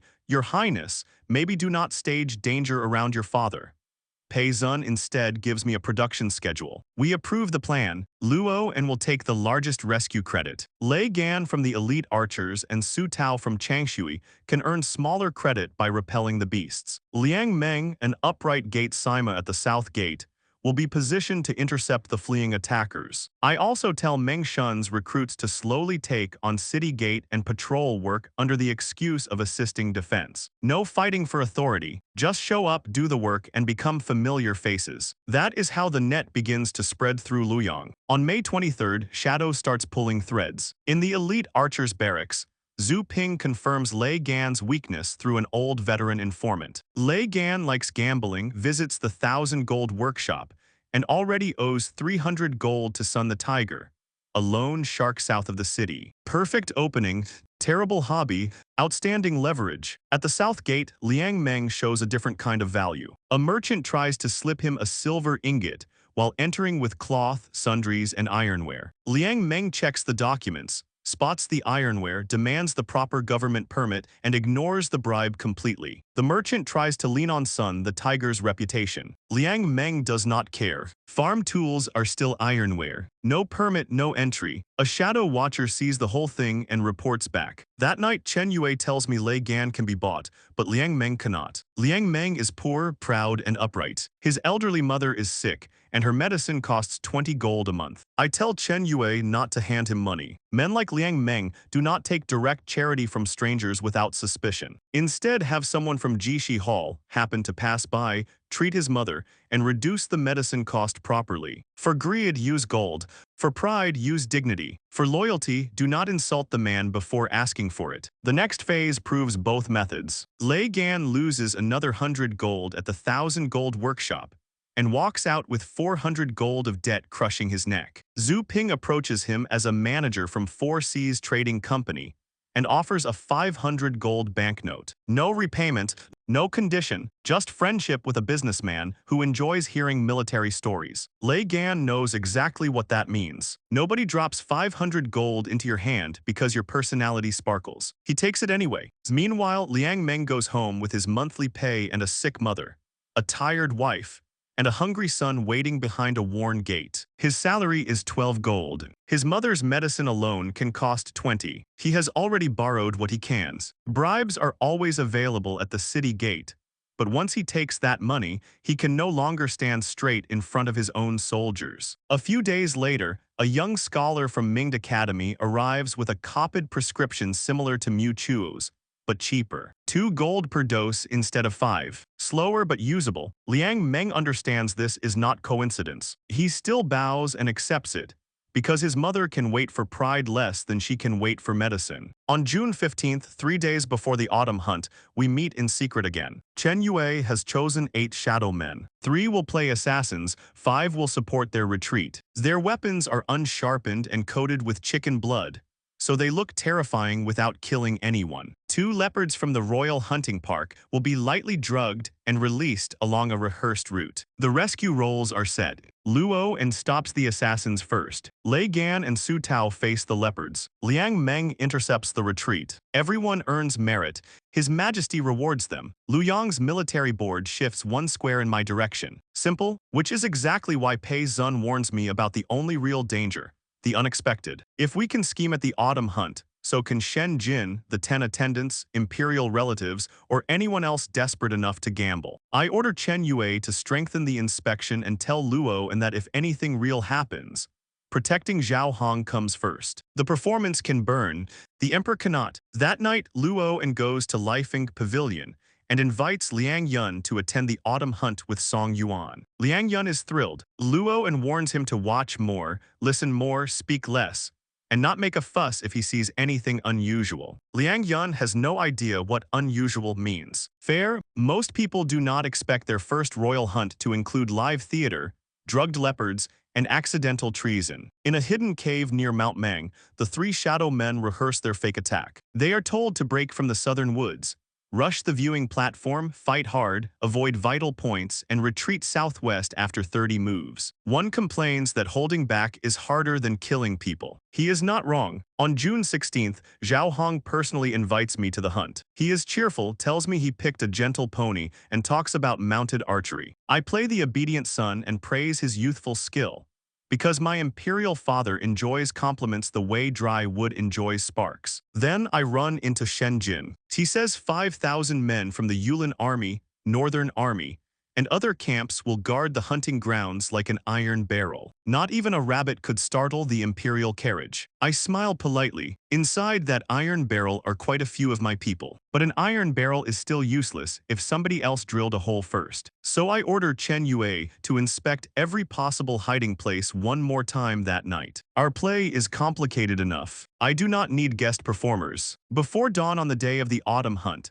Luyang's North Gate fills with carriages, banners, armor, horses, and officials pretending they are not excited to watch other people do dangerous things. I sit in my small carriage and look through the curtain. Song Yuan, Luo and Liang Yun ride behind the officials. Liang Yun is in new warrior robes, trying very hard to look calm and failing in the most 14-year-old way possible. Lei Gan, Su Tao, and Liang Meng are all in position with their soldiers. At the 3rd quarter of the Hour of the Dragon, the procession reaches Mount Mang. The observation platform is about 30 feet high. Zhao Hong sits above with the officials arranged by rank, Empress Shen beside me, Shen Jin directing guards below, and the 10 attendants waiting close to the throne. Everything looks normal. That is what makes my stomach tighten. At the beginning of the Hour of the Snake, the hunt starts. Generals ride into the enclosure. Arrows fly, prey is carried back. Officials praise Zhao Hong's heroic spirit like this is a competition, and flattery is the official weapon. I glance at Luo and he gives the signal, everything is ready. Then someone screams, "Assassins!" 3 black-clad figures burst from the forest behind the platform and rush straight toward Zhao Hong. My first thought is annoyance. They are early. My second thought is terror. They are not ours. Their movement is wrong. Their sword style is wrong. Their killing intent is real. The fake crisis has been invaded by an actual assassination. Shen Jin draws his sword and shouts for everyone to protect the emperor. Guards surge toward the platform, but the assassins are too fast. One draws attention at the front while the other 2 flank. They break through the first layer and reach the stairs. Luo and reacts instantly. His sword flashes, and the first assassin's weapon flies from his hand. But the other 2 coordinate well. One ties Luo down, while the other slips past toward Zhao Hong. Shenjin steps in. He is the great general, but his martial arts are not good enough for this. In only a few moves, the assassin's blade is about to pierce his chest. An arrow screams across the platform. It strikes the assassin's blade and knocks the thrust 3 inches off course. Below the platform, Liang Yun stands with his bow still drawn, face pale and hands shaking. That shot saves Shen Jin's life. Luo breaks free and drives the assassin back, wounding him in the shoulder. For one breath, it looks like the danger is contained. Then the leopards arrive. Because of course they do. Our backup plan charges in at the worst possible time.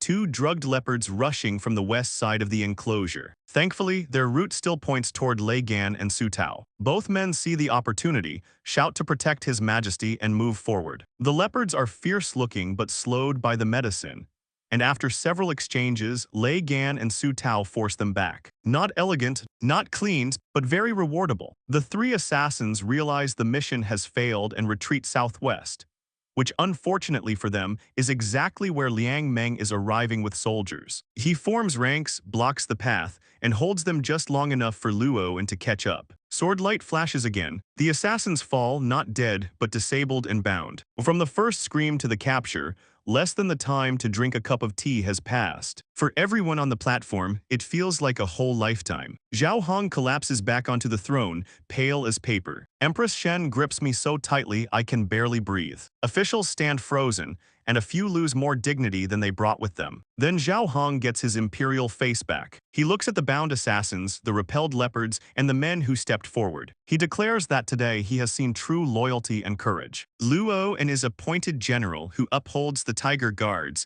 and rewarded with 1,000 gold. Liang Yun's emergency arrow earns him a place in the Yulin Guard and 500 gold. Lei Gan and Su Tao are promoted 1 rank each and rewarded with 300 gold. Liang Meng is promoted to commandant of the city gates and rewarded with 300 gold. The plan succeeds. That should feel good. It does not, because the fake assassins never had a chance to perform. The real ones got there first. And if Liang Yun had hesitated for half a breath, Shen Jin might be dead. If Luo had been 1 step slower, Zhao Hong might be dead. If the leopards had not been drugged, the chaos could have turned into a massacre. Still, the result is undeniable. Luo enters the Tiger Guards. Liang Yun enters the Yulin Guard. Lei Gan and Su Tao rise inside the army. Liang Meng now controls the 12 city gates. My layout in Luoyang finally makes real progress. But danger has also shown its teeth. On the carriage ride back, I tell Gao Shuo to investigate the 3 real assassins. I want names, backers, routes, weapons, every thread. The autumn hunt ends early, and by nightfall the story will spread through Luoyang. Assassins attacked the emperor, loyal men saved him, and rewards fell like thunder. Only I know the worst parts. Someone else moved on the same board, and they were aiming for the thrones. The fake assassination is over. Now comes the part nobody gets to laugh through. Finding out who used my stage to aim a real blade at the throne. That night in Luoyang prison, the 3 black-clad assassins are tied up under a flickering oil lamp. Their wounds are bandaged, but their eyes already look dead. Chen Yue sits in front of them with a short blade. Luo stands by the door in his new Tiger Guard's armor, and there is no promotion joy on his face, only killing intent. Chen Yue asks who sent them. They say nothing, so he studies them instead. The scarred leader uses Hexi Saber technique adapted into swordwork. His calluses say 20 years of training. His stance says former soldier. Then Chen Yue wounds the young assassin beside him and names him as the leader's disciple, because habits do not vanish just because you changed weapons. The young one breaks first. He blurts out master.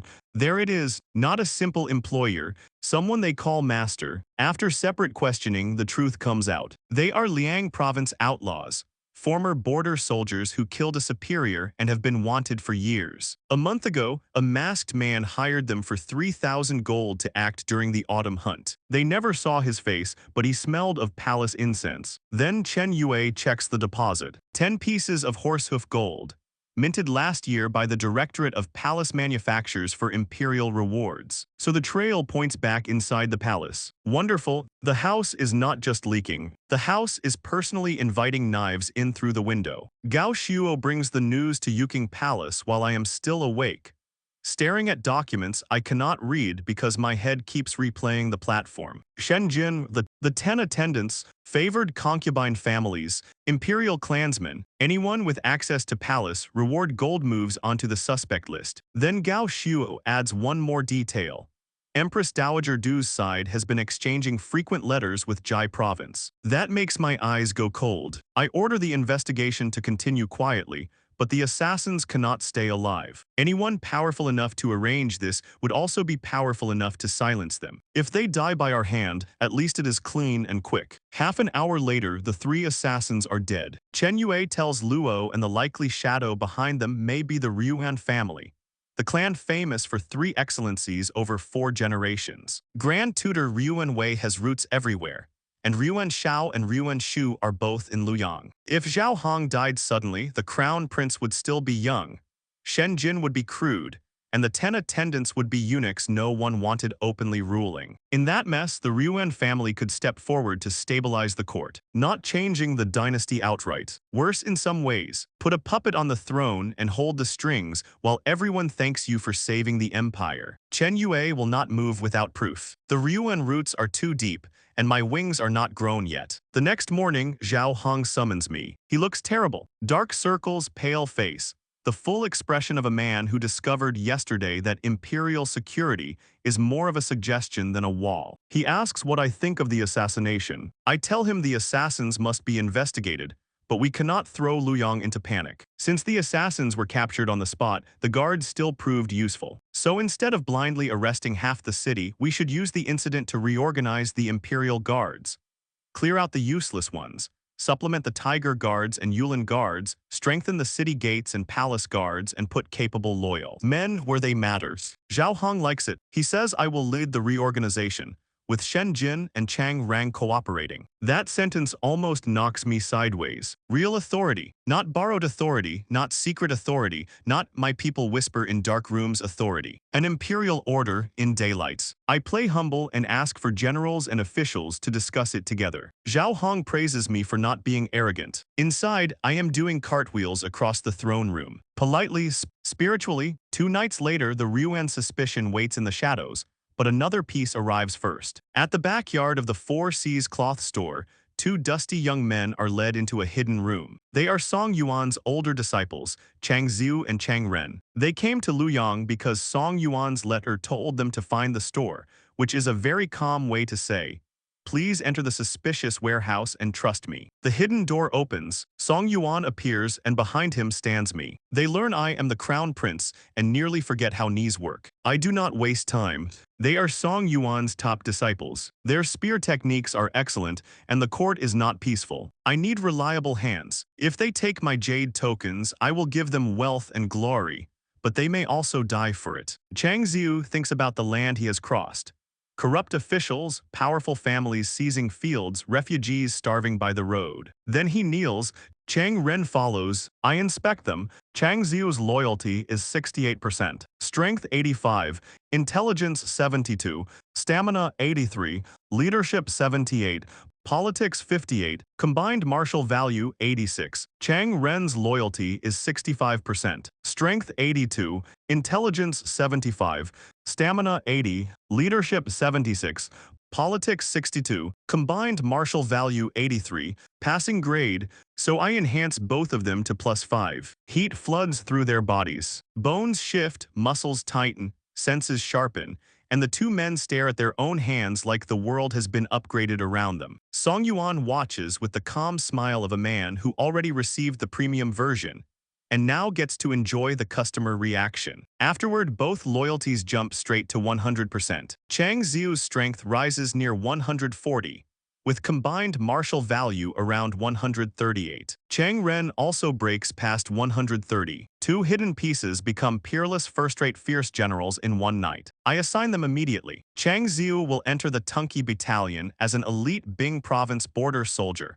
who served under Wei Bu and retired due to healed injuries. Starting as a military commandant, he must secure a foothold and win over at least 200 men in 3 months. Chang Ren goes to the East Gate. His task is to map its defenses and be able to control the gate at a critical moment. The gate Sima there is greedy, corrupt, and tied to the 10 attendants, so Chang Ren can play obedient for now. They are hidden pieces. They may even complain about me in public if needed. The best disguise is not looking loyal. After they leave, I check the system. Current enhancement points, 2,770. Enhancing Chang Xiu to +5 costs 31. Enhancing Chang Ren to +5 costs 31. Remaining points, 2,708. Worth it? On the 25th day of the 6th month, the official reorganization meeting begins in Dayang Hall's side hall. I sit in the main seat with my feet not even reaching the floor, while Shen Jin sits on one side trying to look like the empire's most loyal pillar, and Chang Rang sits on the other side pretending his handkerchief is a political weapon. Both want to use this reorganization for themselves. Shen Jin wants the Northern Army. Chang Rang wants the palace guards. I smile like a child and ask the elders to teach me. Please continue. I love when my opponents explain which drawer they keep their knives in. An old official proposes 3 steps. Verify troop numbers, assess martial skill, and audit accounts. Perfect. I clap like I just learned statecraft from a picture book and recommend my people for the practical jobs. Luo and will assess the Tiger Guards and Yulin Guards. Liang Yun will assist him. Liang Meng, newly promoted and known as Upright, will verify the 12 city gate guards. Shen Jin gets to handle the 5 regiments of the Northern Army, but I slide in Chang Xiu and Chang Ren as capable border veterans connected to Wei Bu. Chang Rang gets influence over the palace guard side, which makes him happy enough not to block me. By the end, everyone thinks they gained something. Cute. In reality, Luo and Liang Yun are inside the guard assessment. Liang Meng has the city gates. Chang Xiu and Chang Ren enter the military structure, and I have legal cover to keep moving people. 2 days later, Chang Xiu enters the Tunki battalion. The camp is a mess. Soldiers lounge in the sun, weapons lie around, and the horses are thin enough to file complaints. The men see Chang Xiu's youth and immediately look down on him. He stands in the training ground and offers a simple deal. Anyone who can knock him down can take his post. A huge troublemaker steps forward and throws a punch. Chang Xiu turns, lifts, and sends the 200-plus-pound man flying like the ground had requested a meeting. The laughter dies. Then Chang Xiu picks up a spear and strikes the same spot on a target 5 times in a row until the wood splits. From that day on, the rules change. Spear practice in the morning, mounted archery in the afternoon, literacy in the evening. Slackers get whipped. Hard workers get meat every meal and full pay on time. A slap, then a sweet date. Ancient management, unfortunately effective. At the East Gate, Chang Ren has a worse opening. The greedy Gate Sima makes him scrub latrines, clean sewers, and then demands a 50% salary kickback. Chang Ren pays for my activity funds and smiles through it. Inside, he has already marked the man for removal. For now, he buys wine and meat for the gate soldiers at Drunken Immortal Tower and starts winning their hearts. The bill goes to my property anyway, which means my own money is buying my own future gate control. Painful but organized. In Yuking Palace, Chen Yue reports that Chang Xiu has already established authority in 3 days, while Chang Ren is biding his time and quietly gathering support. Shen Jin is investigating their backgrounds, but their fake identities are clean. Wei Bu can cover them. Chang Rang has replaced several palace guards with 10 attendance people, but Luo and Liang Yun control the martial assessments, so weak newcomers cannot enter the Tiger Guards or Yulin Guards. The reorganization looks like a fight between Shen Jin and Chang Rang. In reality, I am pulling the nets. Then Gao Xiu arrives with a message from Jai Province. Chang Ju has ordered the leaders of the Way of Great Peace from 8 provinces to gather in Julu on the 15th day of the 7th month. The wind is about to rise. On the 30th day of the 6th month, I go to Jishi Hall at dusk. Liang Feng lies on a bamboo couch, much better than before. Mu Chuo says his lung meridians have stabilized, and his kidney qi has recovered by 70%. With 3 more months of medicine, he can live like an ordinary person. Ordinary is too slow. I inspect him. Liang Feng's strength is still 82. Stamina has recovered from 39 to 58.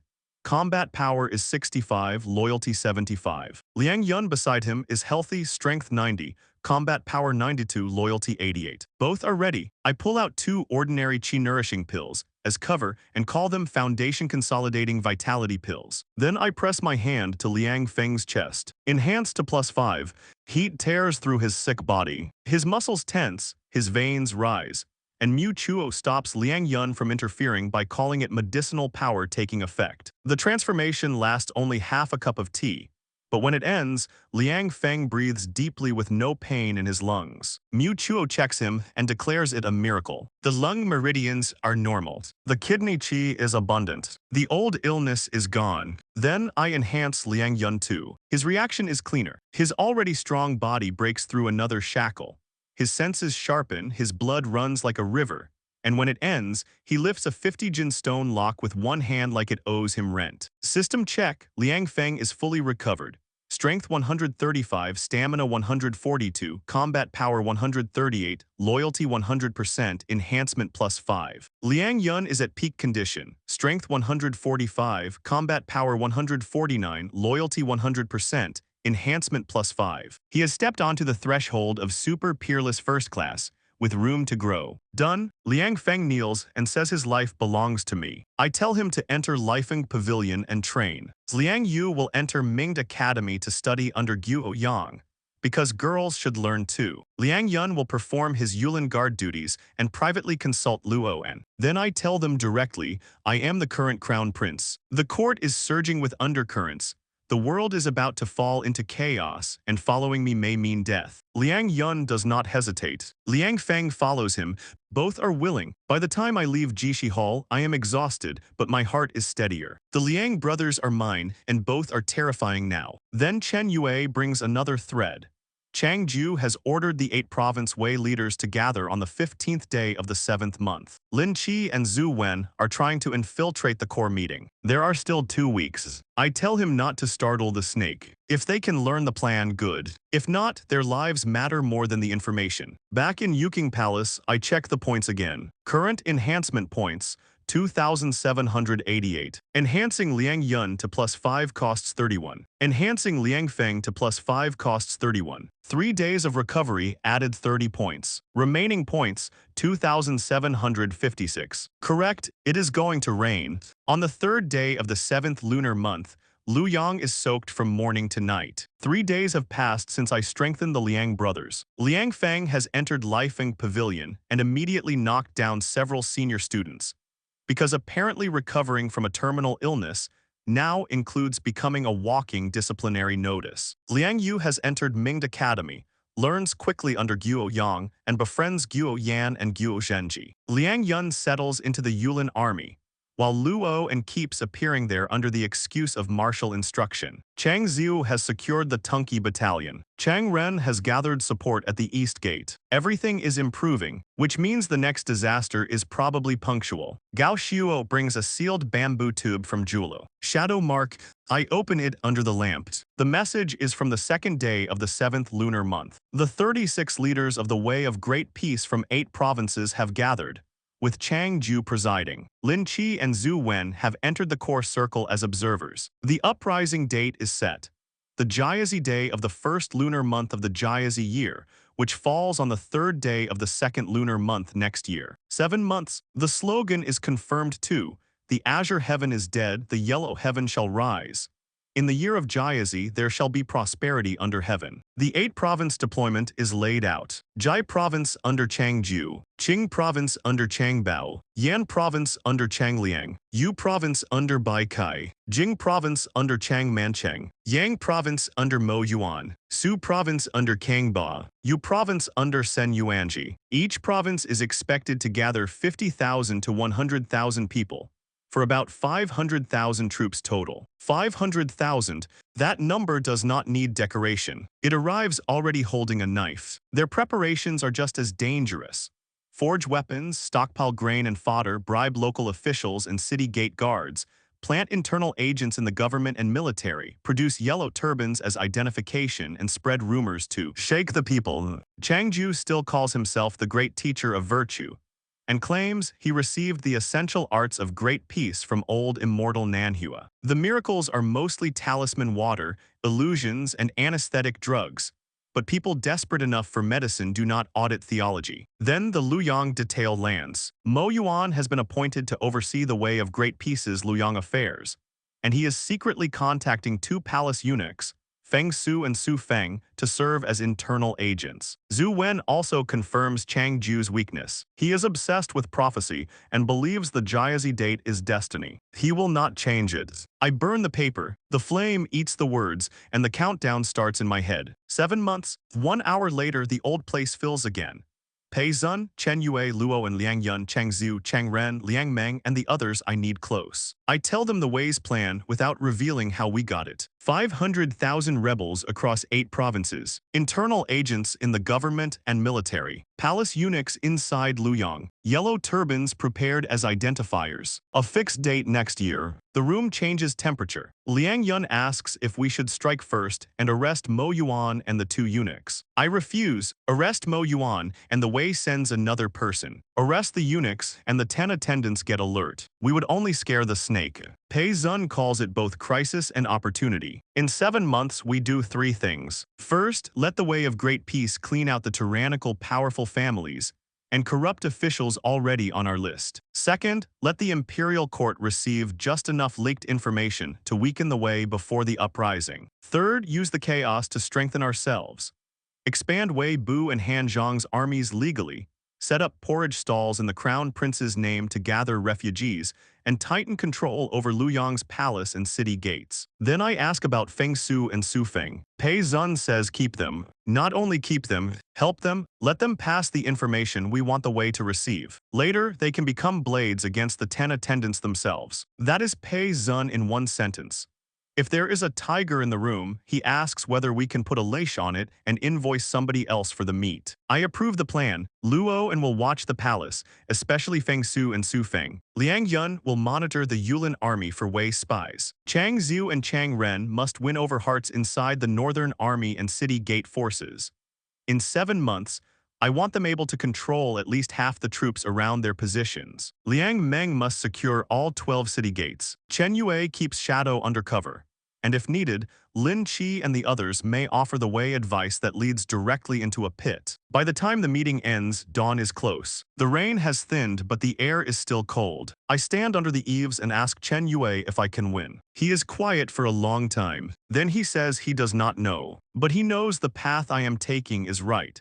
Because the Way of Great Peace, the great families, and the 10 attendants all carry only themselves in their hearts. I at least still think of the common people. That should comfort me. It does a little, but the sky is only just turning white, and the number keeps beating in my head. 7 months, only 7 months until the storm sweeps across the world.